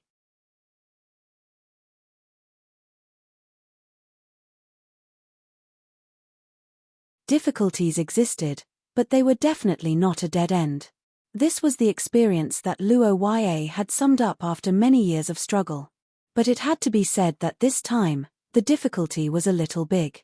Perhaps they would need more strength and more preparation to overcome it. For this reason, Luo Yue wanted to propose some suggestions. Minute. What is minute, NA? Don't randomly call other people by their names. No, it's not that I dislike it, it's just that I'm not used to it. Speaking of which, who are the other people you're talking about? It's Nuo Arya and the others. I want them to join as well. After hearing Luo Yue's suggestion, Wilhelmina fell into a rare silence. Obviously, she was a little conflicted about the girls around Luo Yue. Seeing this, she said no matter if it's the theocracy or Rose, they are all big countries under Shi Yue. They shouldn't drag down the knight's country. Instead, they should be able to complement each other. Of course, I understand your worries. They might not believe in a prophecy without any evidence. But fortunately, I have some influence in the theocracy and Rose. Under Luo Yue's persuasion, the girl finally relented a little. She looked at the young man with a serious expression and said, well, I understand that. The others may not be able to do it, but I think they can. The 4 of them had no problem in terms of stance or willingness, so Luo Yue could ask the girls to join without hesitation.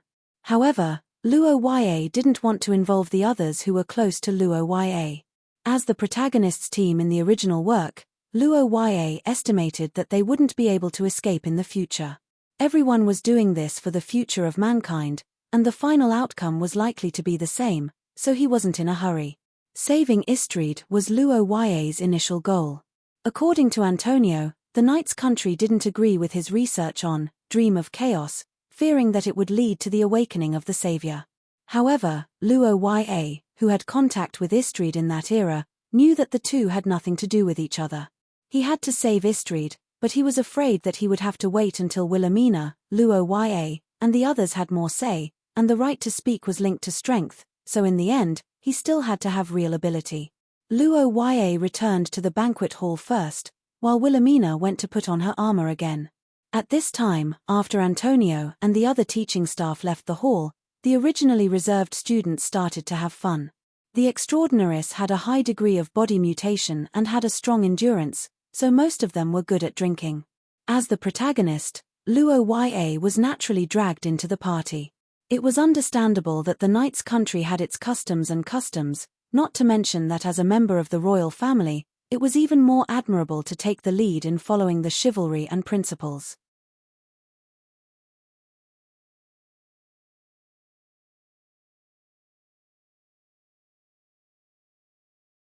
With this reason, the firepower of the girls was greatly reduced, leaving only Luo Yue to charge.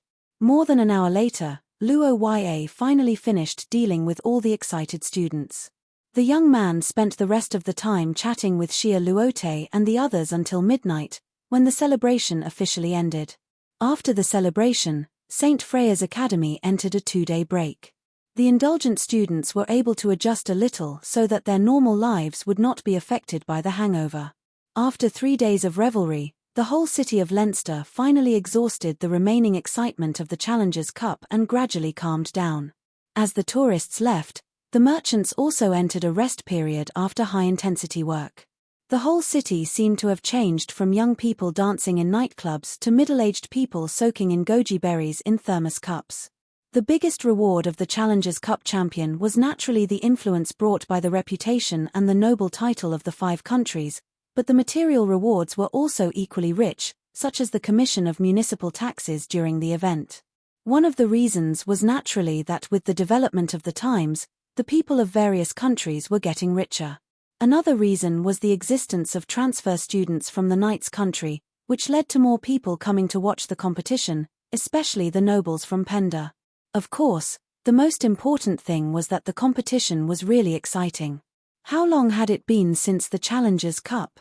It had only been a little more than 2 months, including the preparation before and after, and the tax revenue had exceeded the million gold coins mark. This was daylight robbery. Cities were just like people. If one wanted to be rich, there had to be something different. Perhaps it had to follow the tide of history, or it had to have some unique skills. Leinster was a typical city where educational resources were concentrated. It was unique and irreplaceable, and this accumulation began 1,000 years ago. The first school year lasted from the beginning of spring to autumn. The final exams had long ended before the Challengers' Cup began, and after the largest competition of the younger generation came to an end, the students of St. Freya's Academy finally welcomed the first school year break. The winter break and summer break were designed to avoid the coldest and hottest seasons, but the problem was that the students of St. Freya's Academy came from various countries. If it was really a semester system, many of them would have to go back and forth between home and the academy for half a year. Therefore, St. Freya's Academy's break was from the end of autumn of the first year to the beginning of spring of the second year.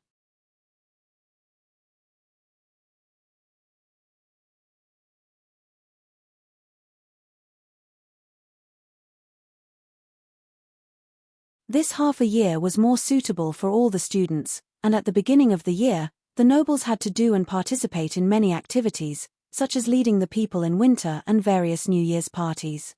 Luo Ya, on the other hand, had other things to do, such as taking advantage of this last time to meet someone he would not be able to see for the next half a year. Lillian Acherman.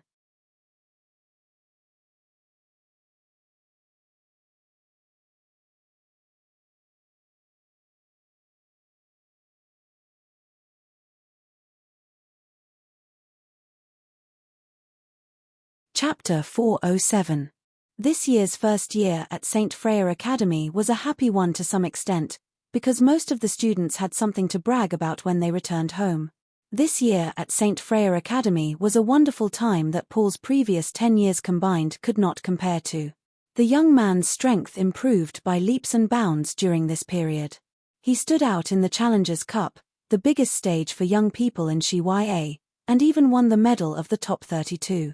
Because of this honor, Paul's situation in the Austin Empire would be greatly improved, and the reason why he could get to where he was today, Paul knew very well that it was Luo Ya's help.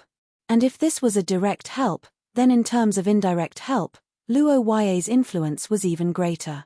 Therefore, at the end of the first year, Paul specially came to Luo Ya to express his gratitude, which made the black-haired young man feel a lot of emotions for a while.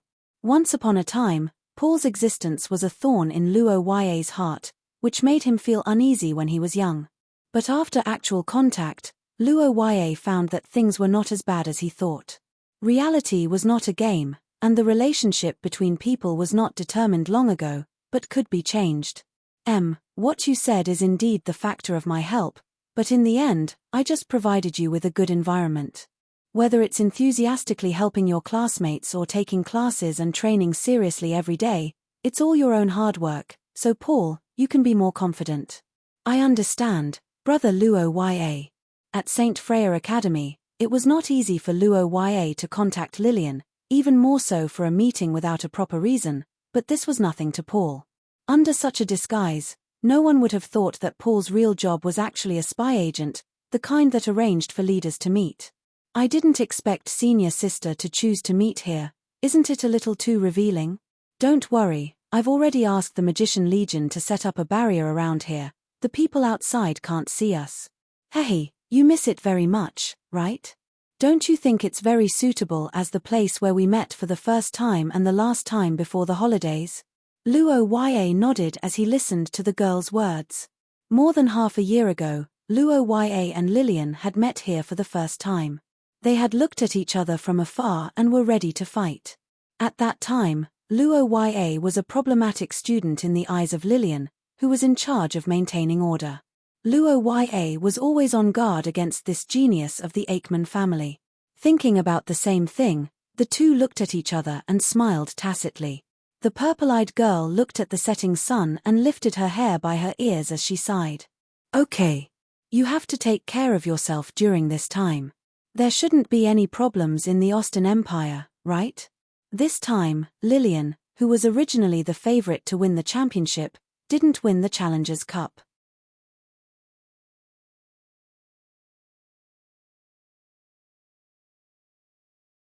The girl also had two good brothers who couldn't wait for her to die. It was impossible for Luo Ya not to worry about her after being away for so long. Don't worry. I'm not at the point where I need you to worry about me. It's just a small matter. Lucis and Aubrey can't do anything to me. Besides, have you forgotten that there's Paul now? After getting a good ranking, my brothers will probably target him. So, although the pressure on my side seems to be great, it's actually less than in previous years. Luo Ya blinked in surprise after listening to Lillian's explanation. He didn't expect that the consequence of him helping Paul would be saving the country in a roundabout way. This time, when Paul returned to the country, some political adventurers and guys who liked to bet on both sides would probably find him.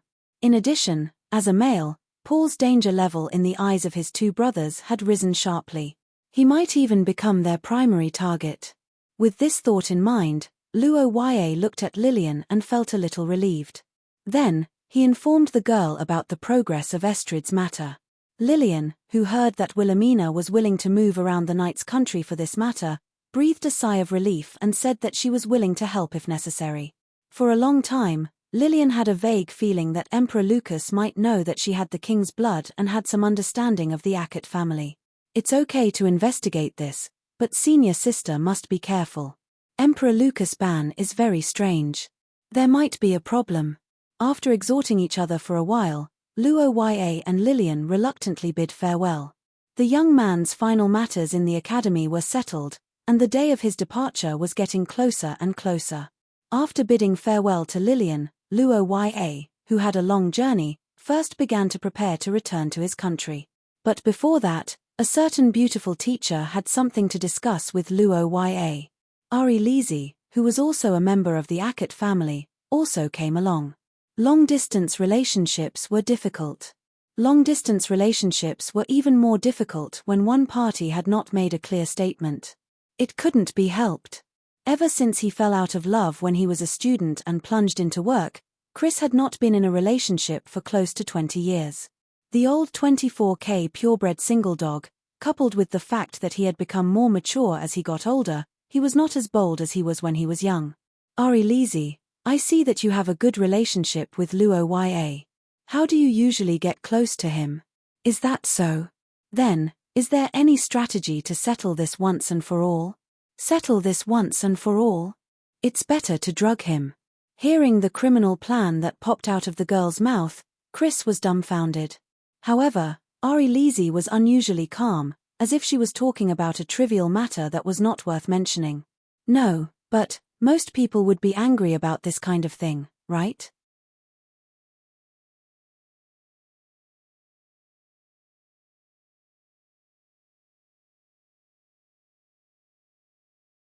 Looking at the silver-haired girl who calmly talked about the aftermath of the incident, Chris was once again dumbfounded.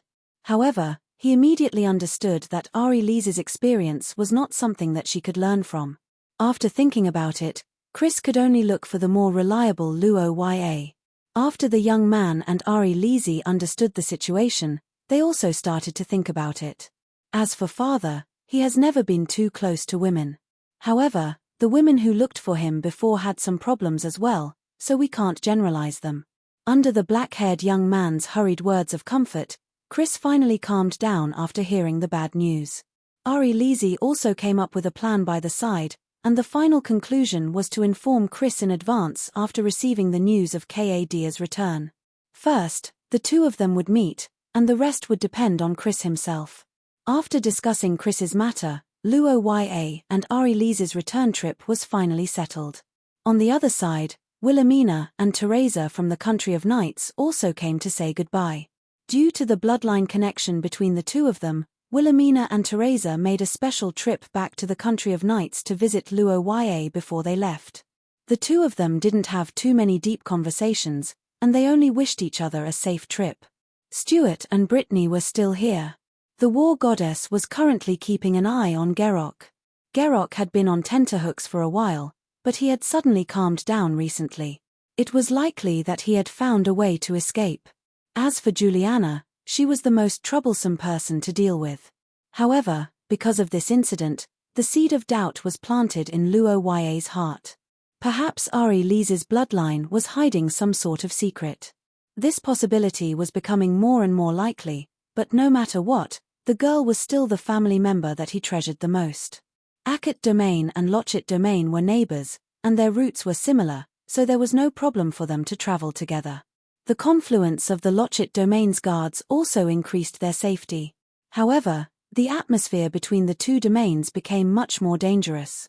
Haha, Miss Ari Lizzie, although you don't have the ability to enforce the marriage, have you forgotten that Luo Ya and I are still engaged? As the engaged party, it's normal for me to ride in the same carriage as Luo Ya. You, on the other hand, stop using the excuse that you're underage to pester Luo Ya. How about you go back to where you belong? Looking at the two empty carriages next to him and the girls who were glaring at each other and wanting to kick each other out of the carriage, Luo Ya felt a headache coming on. Of course, he couldn't bear to scold Ari Lizzie, and they were used to riding together. As for Shia Luote, Luo Ya couldn't say anything about it. Luo Ya, who didn't want to offend either side, could only try his best to divert their attention.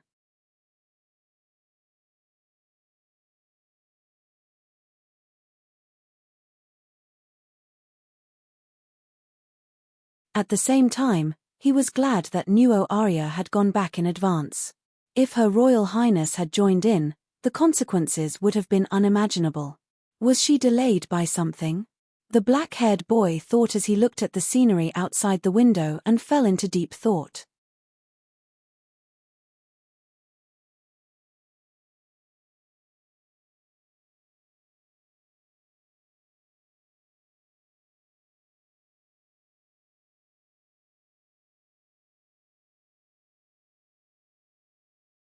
Chapter 408. It was late autumn, and the temperature in Akate Hill began to drop. People who were engaged in agriculture became busy, and the merchants between the cities also stepped up their transportation before winter. The number of carriages and patrolling soldiers gradually increased, but most of them had smiles on their faces. As for the soldiers, Akate Hill's financial situation had improved in recent years, and the entire Shi-Ya army's salary had improved as a whole. The soldiers who were responsible for maintaining law and order naturally had their salaries increased. Of course, there was another news that spread to Akate City with Luo Ya's return. That was the news that the boy won the Challengers Cup. This news was also explosive. Even in Akate Hill, which was far away from the Kingdom of Scholars, many people knew the importance of this award and the honor it represented after hundreds of years of publicity. People were flowing on both sides of the road, and the whole city was decorated with lanterns and streamers. When Luo Ya, who had just arrived in the city, saw such a scene, the boy thought it was a coincidence that there was a festival. Later, when Anna came to greet him, he finally realized that this was specially prepared to welcome him. You misunderstood, young master. Although this event was prepared by the mansion, the people came spontaneously. Most of the expenses were paid by us. Everyone welcomes your return from the bottom of their hearts. The announcement of the celebration has been released a week in advance, so it did not affect normal business activities, nor did it cause traffic congestion. Moreover, the expansion of the city gate that you left behind before you left has been completed, so the side gate is enough to deal with emergencies. 1 second. Remember, after listening to Anna's explanation, the boy couldn't help but nod. After thinking for a moment, he stood on the carriage and waved to the crowd. The people on both sides saw this and cheered. Looking at the excited response and the smiling people, Luo Ya's exhaustion from a month of travel was swept away, and his heart was unprecedentedly warm. The black-haired boy arrived at the familiar mansion under the warm welcome of the people. Looking at the door in front of him that was opened by the servants, Luo Ya felt a lot of emotions. Due to Xia Luote's status as the fiancé, Ari Lizzie, who couldn't win against the young lady, had no choice but to retreat strategically and switch from offense to defense. On the other side, it was rare for Xia Luote to not be obstructed by her old enemy, Nuo Arya. She also seized the opportunity to attack, and this was reflected in the fact that Luo Ya's carriage had become the busiest place in the entire convoy, with the two girls repeatedly entering and exiting it. The second half of the journey was pretty good after the girls stopped fighting. Luo Ya even took out 2 days to go hunting with the two of them.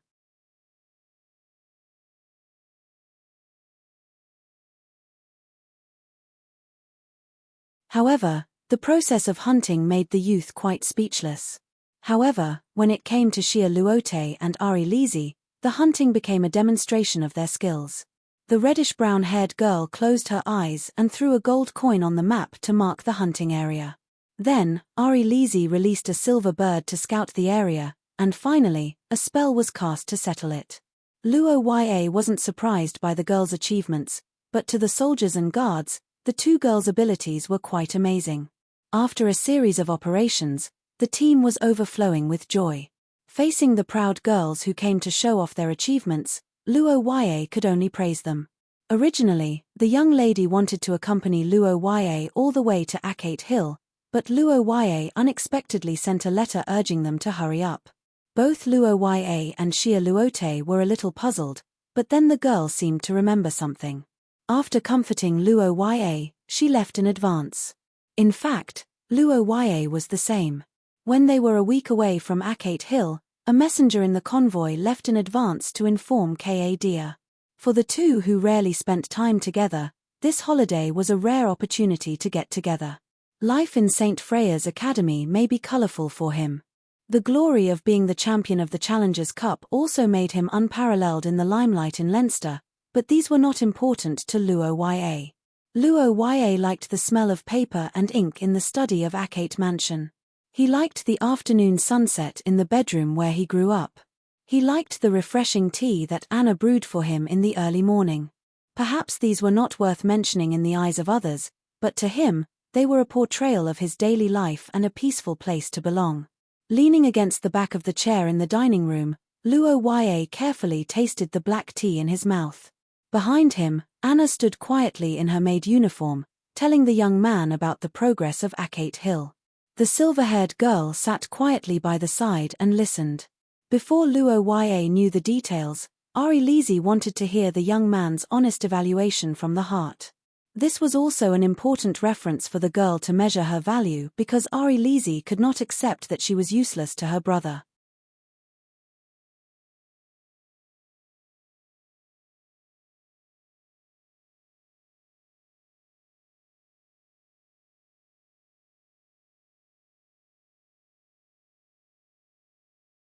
Chapter 409. In the dining hall of Akate Mansion, the black-haired boy frowned as he listened to the maid's words. Beside him, Ari Lizzie also put down her teacup in surprise. Her heart was filled with questions. For a long time, Nuo Arya had attached great importance to the exchange of letters with Luo Ya. Every month, she would send 2 letters. This was a mandatory task that Nuo Arya had put forward. There was no limit to the number of letters. It was said that it was necessary to ensure safety. Of course, most of the content had nothing to do with safety. It could be said that Nuo Arya relied on a long time of persistent correspondence to suppress Ari Lizzie's many schemes. Every weekend, when the letter from the Holy Capital arrived, Ari Lizzie would grit her teeth, but there was nothing she could do.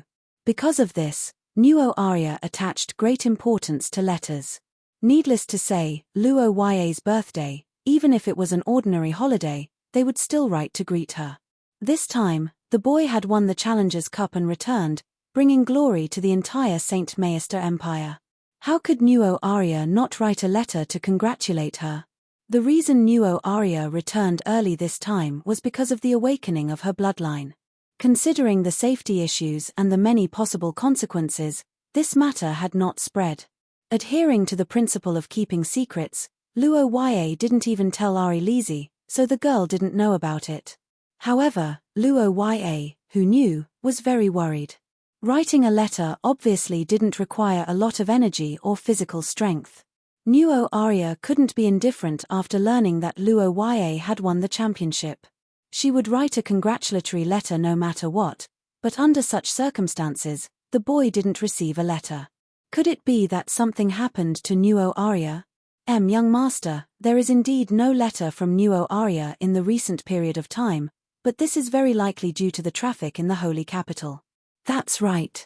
Because winter is coming soon, the holy capital is organizing an accelerated autumn harvest to make the last supply run to Tucker Fortress. During this period of time, the traffic over there is rather chaotic, so it's inevitable that the letters will be delayed. Hearing Anna's words, the black-haired youth who didn't know much about the situation in the holy capital finally heaved a sigh of relief. After thinking for a while, he decided to wait. In theory, Nuo Arya's safety was guaranteed once they entered the theocracy. In the country where the Vatican was located, there was no force that could threaten Nuo Arya, nor was there any force that dared to do so.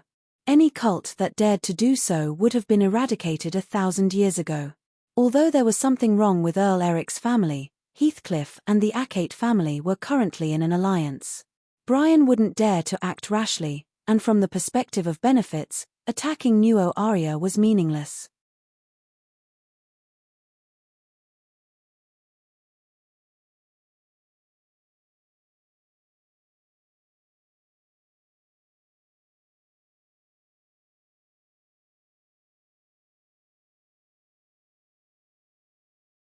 Moreover, even if these were not mentioned, in terms of influence alone, if the Eric family had really revealed their true intentions, the church would have been in chaos long ago.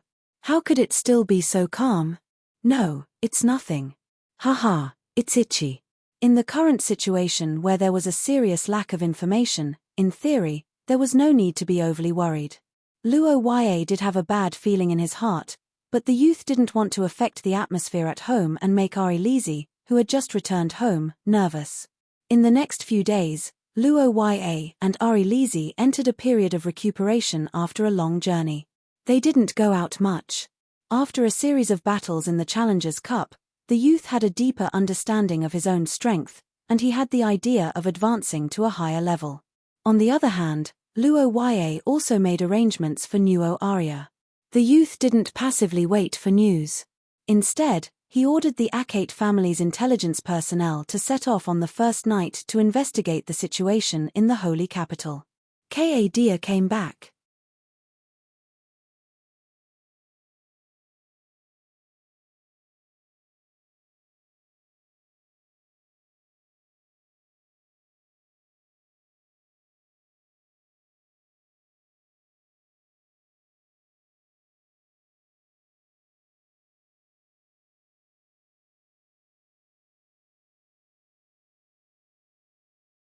Chapter 410. The news of Dia's return was a big deal for both the Acate family and Luo Ya. The logistics department, this seemingly inconspicuous department that was often looked down upon by new recruits who didn't know much about military affairs, was actually very important in a war. A unit might dare to say that they could defend any place for 10 days, but no one dared to say that they could go without food or water for 10 days. Morale was something that couldn't be seen or touched, but it was the common goal of countless famous generals since ancient times. There were many ways to raise morale. For example, a winning streak could cultivate pride, loyalty could be cultivated through years of service, and even rewards could increase morale to a certain extent. However, to maintain morale, food supplies were indispensable. Luo Ya had seen throughout the history of 2 wars. The only army that could withstand all unfavorable conditions and still maintain a high level of cohesion, combat effectiveness, and morale was the army under the red flag. However, even those great men had always strived to fill their stomachs.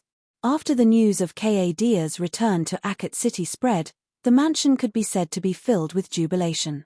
After Ka'Dia, Luo-Ya, and even Ari-Lezi left one after another, Akot Mansion was deserted for a long time due to the absence of their masters. Even the servants were a little uncomfortable, and the family's chef had been unemployed for half a year.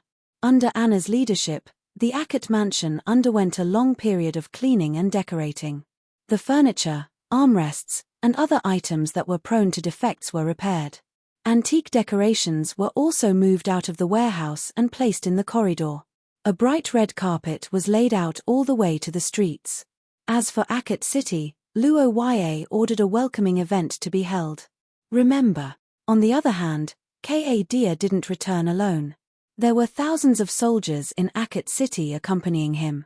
These people were specially transferred by Ka'Dia to his side so that they could go home.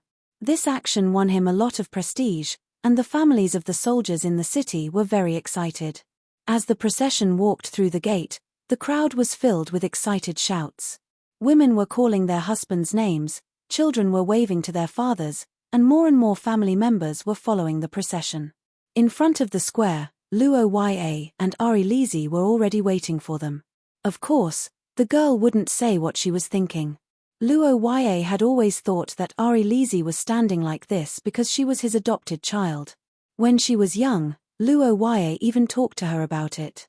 However, Ari-Lezi firmly refused to change her position, and as time passed, Luo-Ya got used to it. A few years had passed, and as an extraordinary, Ka'Dia's appearance didn't change much.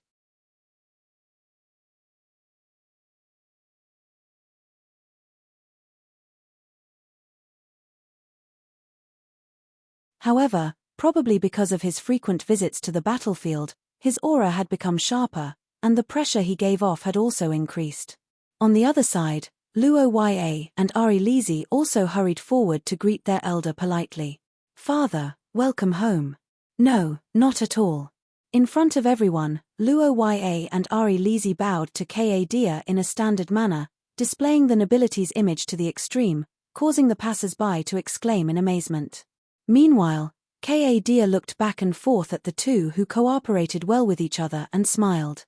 "Of course. When father wasn't around, Ari-Lezi helped me a lot. And no matter what has happened, Ari-Lezi will always be an important family member to me."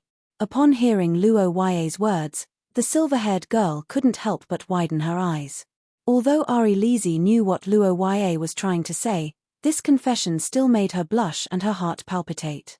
For the past 6 months, most of the people in Akot residence had been worried that Luo-Ya wouldn't be able to resist the temptation and would abandon the silver-haired girl who had grown up with him. However, in Ka'Dia's eyes, it was the exact opposite.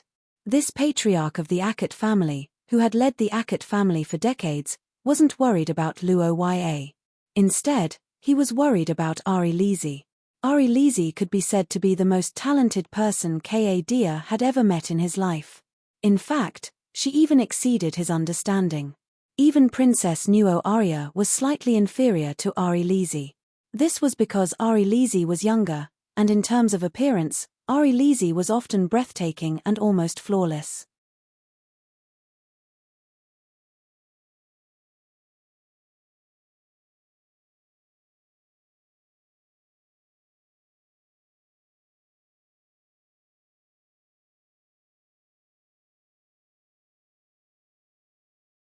Chapter 4:11. In the dining hall of the Akot mansion, the black-haired boy looked at Ka'Dia, who had just returned from the holy capital, hoping to get some information from his father. However, to his surprise, Ka'Dia didn't give any answer to Luo-Ya's question. "Yes, before leaving, he specifically told me to win the championship." Hearing Luo-Ya's words, Ka'Dia pushed the topic aside and didn't specifically ask about the reason for Nuo-Arya's discomfort. At the same time, he looked at Luo-Ya with a deeper gaze. As the saying goes, loyalty and filial piety are difficult to achieve at the same time. If Ka insisted on getting involved in this matter, Luo Ya would definitely fall into a dilemma because he didn't know how to answer. Therefore, as a father, Ka simply took the initiative to brush it aside. Ka was actually very satisfied with this result. After all, in his opinion, as a frontline general, for the current theocracy, unity and stability were the most important. Because everyone was lost in their own thoughts, there was a rare silence at the Akat family's dining table. Seeing this, the silver-haired girl took the initiative to start a topic. Ka was taken aback when he heard this, but after thinking for a moment, he smiled and said, "I'll remember it in 1 second." Ka shook his head and explained the reason for Luo Ya and the others. Logistical supply seemed easy, but in fact, it was a military operation with high requirements for discipline. During this process, the soldiers must march as quickly as possible under the premise of maintaining vigilance to reduce the loss of food on the way. Moreover, the team's reconnaissance ability was also very high. But it had to be said that even such conditions were only achieved after several years of road repairs led by Ka. Otherwise, it would be a magical journey for most of the human armies to travel to the eastern region. In the case where there was no road, it was very likely that they would get lost. And getting lost in the desolate eastern region would often result in complete annihilation. In the past, Luo Ya only knew that Ka was busy for the peace of the theocracy and even the human world. However, the youth did not know the specifics, and Ka had never mentioned it. However, it seemed that after returning and learning that Luo Ya had won the Challengers Cup championship and feeling that his child had grown up, the Marquis finally opened his mouth. In the past, as the successor of the Akat family, Luo Ya did not need such knowledge and experience to revitalize the territory. However, the Challengers Cup had changed Luo Ya's position. As an active general who was familiar with the situation in the eastern region, Ka was now deliberately explaining to him so that he could be mentally prepared. It could be said that he had put in a lot of effort. Luo Ya was not the only student in Ka's class, but also Ari Lisi.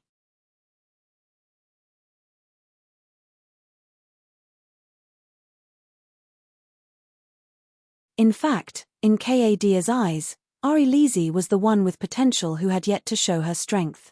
With the girl's talent, once she entered St. Freya Academy and entered the public's eyes, she would definitely become one of the future hopes of mankind. It was beneficial to supplement her knowledge in advance. Anna, the trophy. At Luo Ya's command, the maids respectfully brought the Challengers Cup inlaid with a pedestal to Ka. The Marquis looked at the trophy that he was fortunate to see once decades ago, and his face flushed with excitement. That failure had a great impact on Ka, making him more diligent in his youth. After a few years, he finally made a breakthrough in his extraordinary power. To a certain extent, the Challengers Cup was a competition that stimulated Ka's ambition. Reaching out and stroking the 56 precious and small gems on the trophy, the middle-aged man's heart was filled with pride. He was happier than if he had won the prize himself, especially when he saw the words and signature on the back of the trophy. These words are only for the winner of the 56th Challengers Cup. Good, very good. By the way, Father, Teacher Chris may come to visit in a few days. She is an old acquaintance of yours from the academy, right? I wonder if it's convenient for you to meet her? The middle-aged man replied resolutely to Luo Ya's question. On the other side, Luo Ya and Ari Lisi looked at each other and breathed a sigh of relief. No matter how good their relationship with Teacher Chris was, they had to respect their father's opinion. This was the bottom line of Luo Ya and Ari Lisi as children. Fortunately, Ka's impression of Chris was better than expected. Coupled with the bonus of the Challengers Cup championship, this might really be a chance. I understand, brother. Leave it to me. Silently cheering for their teacher in their hearts, Luo Ya and Ka talked about their experiences in the competition for a while. It was late at night when the three of them returned to their rooms to rest. In the next few days, Luo Ya reported the progress of his extraordinary power to Ka, and the progress he reported surprised the Marquis. Yes, I can be sure of this. Especially after the Challengers Cup, this feeling of saturation has become more and more obvious. In the past, Luo Ya's fast advancement speed could be attributed to his family's bloodline awakening late. However, Luo Ya had only been at source rank 4 for less than 2 years. It was indeed beyond common sense for him to advance so quickly. Thinking of this, Kaedia's gaze changed a little when he looked at Luo Ya. Just like Shi Ya's law, great power was inevitably accompanied by a corresponding price. Luo Ya's extraordinary power advancement was godly, so the risks he experienced were far from what ordinary people could compare to. However, these youngsters had never mentioned this to him.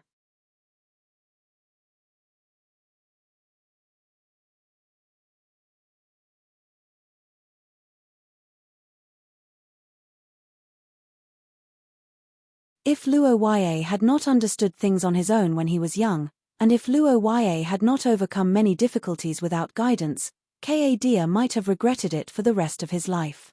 Although there were countless high-level extraordinaires who had died at the hands of Luo Ya, this did not mean that Luo Ya was stronger than them in all aspects.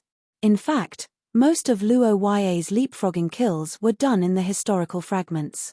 In the historical fragments, the ancient gods could slightly exceed Luo Ya's level and display greater strength.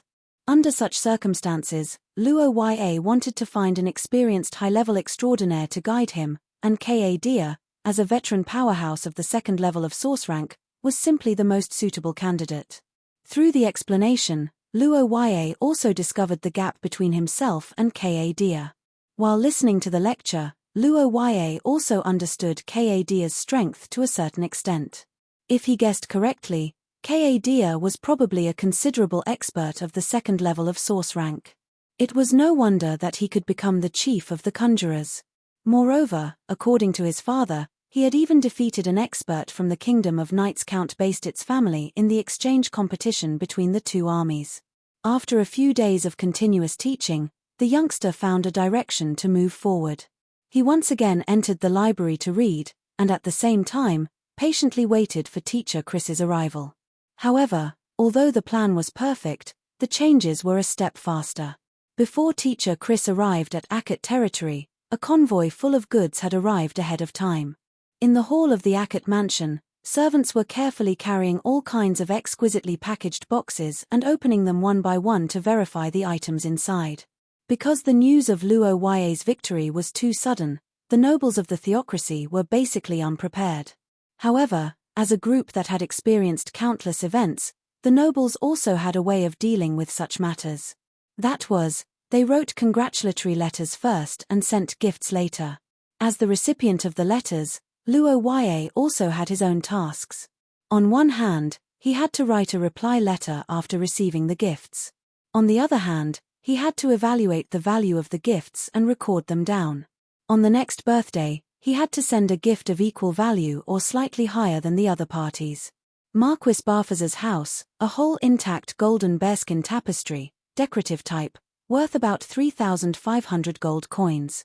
Duke Lucen's house, 12 Deer Forest, decorative type, one of the representative works of the great painter Viking more than 200 years ago, worth about 5,000 gold coins.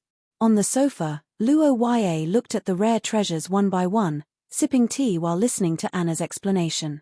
However, when it came to a small wooden box engraved with the emblem of the Heathcliff family, Anna's voice suddenly stopped.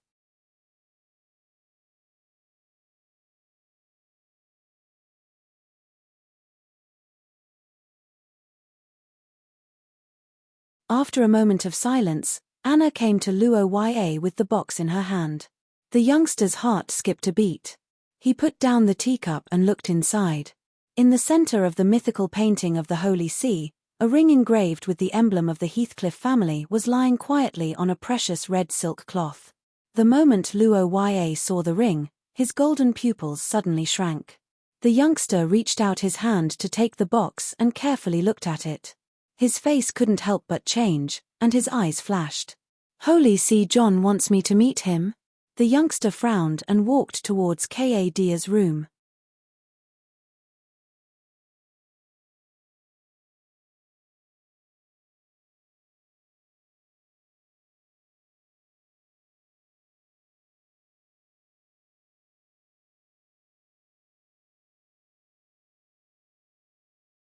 Chapter 412. Not everyone in Shiwaye could have a ring with the family emblem on it, because the family emblem represented authority, and giving it away was equivalent to giving away part of that authority. Although the Ackett family and Heathcliff family were allies, and Luo Wye had a good relationship with Old John, the boy was not narcissistic enough to think that Old John would give him the family emblem, and it was even more impossible that Old John would give him the family emblem. Although John of the Holy See was old, he was not an idiot. As an extraordinary, the older he got, the wiser he became. There must be a reason for his actions, and the most likely reason was to ask Luo Wye to take the ring to him. After thinking about it for a while, Luo Wye roughly understood John of the Holy See's intention. As proof, Luo Wye also found a congratulatory letter from Heathcliff, and a sentence in the letter immediately caught the boy's attention after receiving the ring. Under the guidance of glory? Haha, this is really the symbol of glory. Well, he probably wants you to go there, but I don't know what the Holy See wants you to do. What mission is it? Or is it? It's very likely. In that case, it's better for you to leave early. Your teacher will be here soon, so you can use this as a cover. Chris was not just any random person. He was one of the few sage teachers in the scholar nation. His future achievements in the education system were limitless. He was a great scholar that no one could invite. Normally, when a teacher of this level came to visit, the other noble families would at least gather everyone to show their respect, even if they did not welcome him with gongs and drums. Calculating the time, there were about 2 days before teacher Chris's arrival. After discussing with his father, Luo Wye decided to wait for the right time. Since John of the Holy See notified Luo Wye in this way, the requirement for secrecy was obviously higher than the speed of going there. Although Luo Wye didn't know what he would experience after going to the holy capital, one thing he knew was that he had to have the ability to adapt. In order to prevent any accidents, Luo Wye first gathered the pagan army of Ackett territory. Since they hadn't been in Ackett territory for a long time and hadn't fought in the country, the pagan legion didn't attract too much attention. Their identity as mercenaries was the best cover for them. The only one that could cause trouble for them was the Holy See.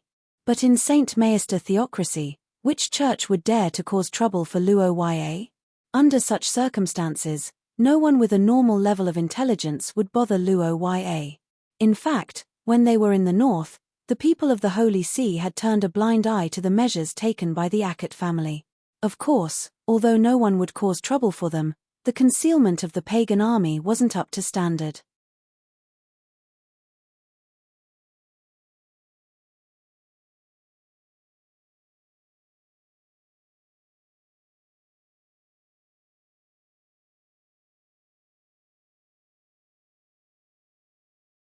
The most important thing for them to go to the holy capital was concealment.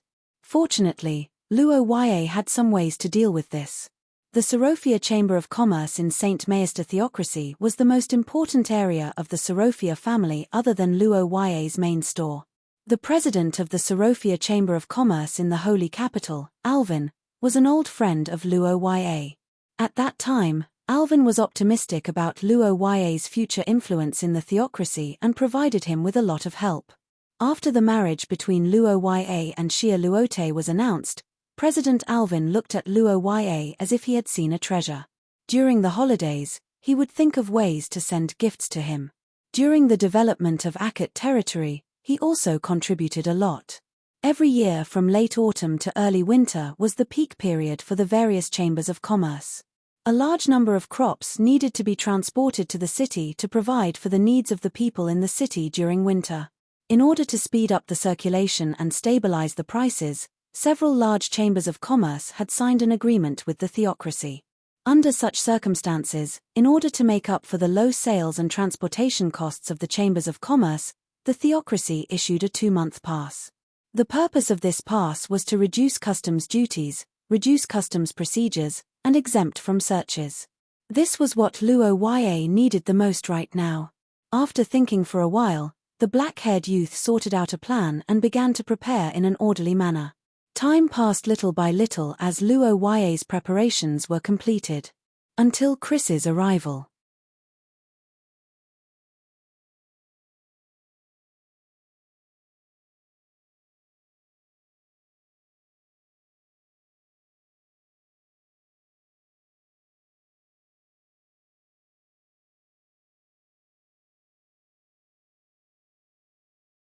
Chapter 413. A month's time?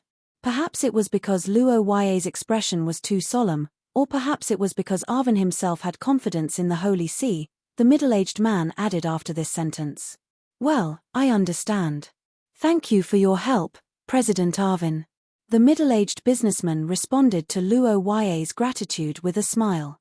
His amiable look made people like him even more. The black-haired young man shook his head and sighed at the wily old fox. At the same time, he felt a little relieved. Nuo Arya was the princess of a country.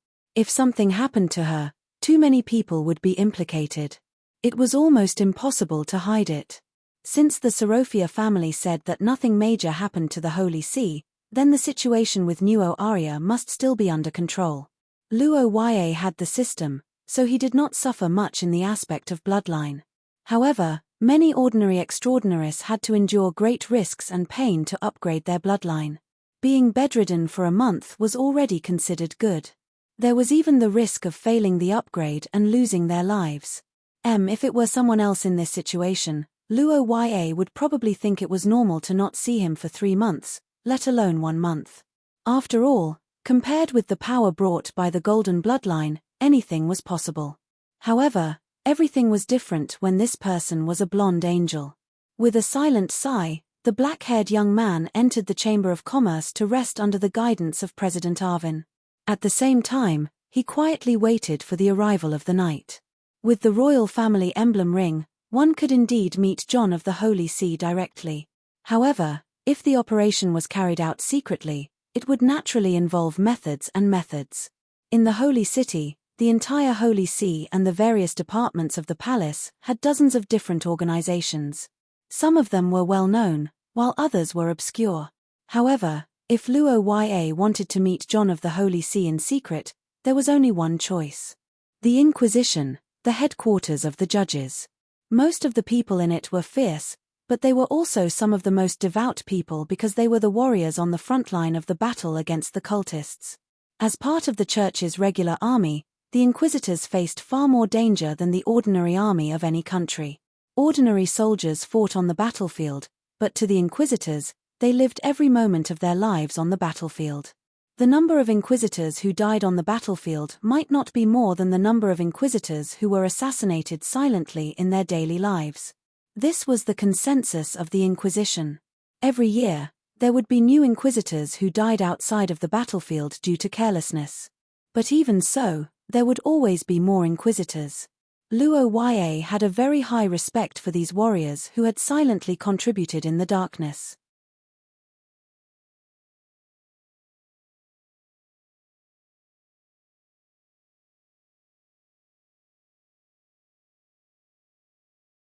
Some of them had concealed their identities and were reclusive.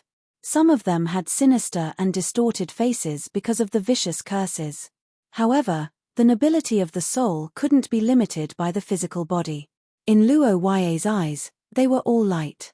Only in such a place could he be assured to come. The Inquisition was an organization directly under the Holy See and was directly responsible to the Holy See. Moreover, the inquisitors in the Inquisition were all military personnel. The importance of military secrets far exceeded that of other departments. If Luo Ya was John of the Holy See, he would definitely instruct the people here to contact him. The Inquisition was different from other organizations of the Holy See. There was no one guarding the entrance. In other words, there were no visible guards at the entrance. "Sir, please state your name, show me the relevant items that can prove your identity, and tell me the purpose of your visit," the young man said as he took off his hood and took out the identification card that he had prepared in advance. As he expected, the inquisitor at the entrance didn't show any surprise at Luo Ya's arrival. In fact, when Luo Ya heard his name, the inquisitor let down his guard. Yes. Today was different from the past. After winning the Challengers' Cup, Luo Ya's influence had skyrocketed. He had already become one of the representatives of the Holy Mestre Empire. His relationship with the royal family was also very close. It could be said that he was an upstart in the current era. And it was obvious that Luo Ya had already discovered them.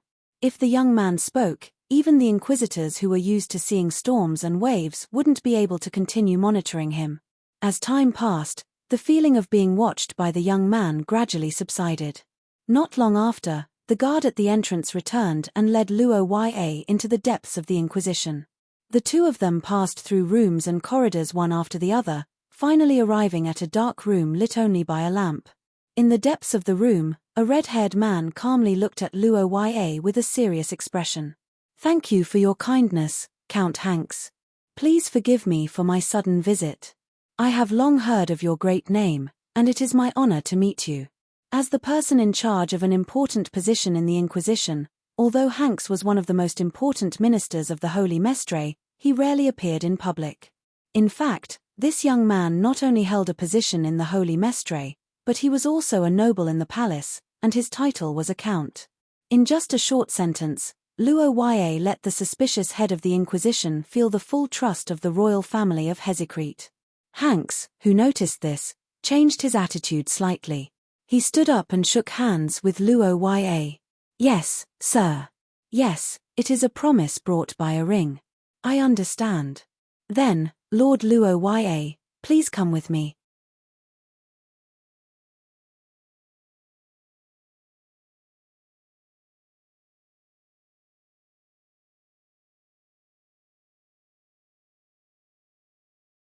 An hour later, Luo Ya secretly went to a familiar but unexpected place under Hank's arrangement, the palace of the Holy Mestre Empire.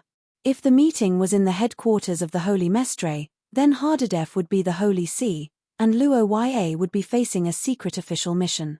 But if the meeting was in the palace, then Hardadef would be the king and the head of the family of Hezicrete, and this meeting would be more of a private one.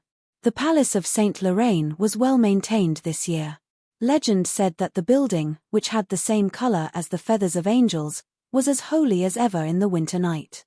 The red-haired head of the Inquisition, Hanks, led Luo Ya into the empty palace. The guards around them had obviously been replaced by members of the Inquisition. From the perspective of having a close relationship with the royal family, Hanks, as a noble in the palace, should be close to Luo Ya. But for more than an hour, Luo Ya felt that Hanks was observing him more, and even a little wary of him. This word appeared in the youth's mind and he raised his eyebrows, but he didn't care too much. After all, skepticism was the judge's way of protecting themselves. If Hanks was so close to him that he couldn't wait to be sworn brothers, Roja would find it strange. "I understand. Thank you for escorting me, Count." After tidying up his appearance and signaling to the guard at the door, the golden and mahogany door finally opened slowly. Luo Ya strolled into the room, found a guest seat, and sat down. He looked at the exquisite decorations on the wall and waited attentively. Not long after, the door between the thrones opened, and a white-haired old man walked into the room. "Well, child, it's just the two of us here. You don't have to be so polite. Grandpa Hardadef, we haven't seen each other for half a year. How are you?" The old man and the young man, who had not seen each other for a long time, exchanged a few pleasantries. The atmosphere was like that of a child returning from school and a grandpa next door, and Luo Ya was filled with emotions. Luo Ya cherished this kind of relationship between a senior and a junior. Looking at the smile on the old man's face, the black-haired young man finally felt a little more at ease. With this thought in mind, Luo Ya reached out and took out a wooden box, placed the ring with the Heathcliff family crest on the table, and then smiled bitterly. "Haha, originally, after you won the Challengers' Cup, I wanted to invite you here openly. But something happened halfway, so I had to reduce the attention on you and make you come here secretly. It's my fault that you, the hero who won glory for the theocracy, didn't receive flowers and applause. Outsiders? Haha, that's not necessarily true. In fact, it was also Her Royal Highness' order that I won the Challengers' Cup."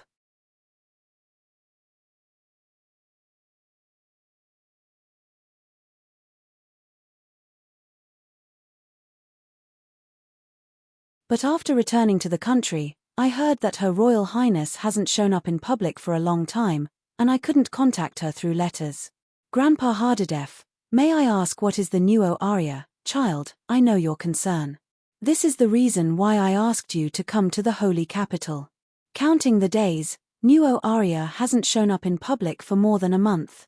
It's inevitable that people are worried. Sensing the seriousness in the old man's words, Luo Ya couldn't help but raise his own speculation. Unexpectedly, the sanctum went silent. A bad premonition? The white-haired old man recalled the girl's situation and sighed. He looked at Luo Ya with a solemn expression and said, Nuo Arya is turning into an angel. You're tuning in to the Dreamy Chapters YouTube channel. We're so grateful for your support, and don't forget to subscribe to join us on this incredible journey through captivating stories. Your generosity through donations truly makes a world of difference, as it's the primary source of revenue that allows me to expand and enhance this channel for you. Thank you from the bottom of my heart for being a part of this adventure.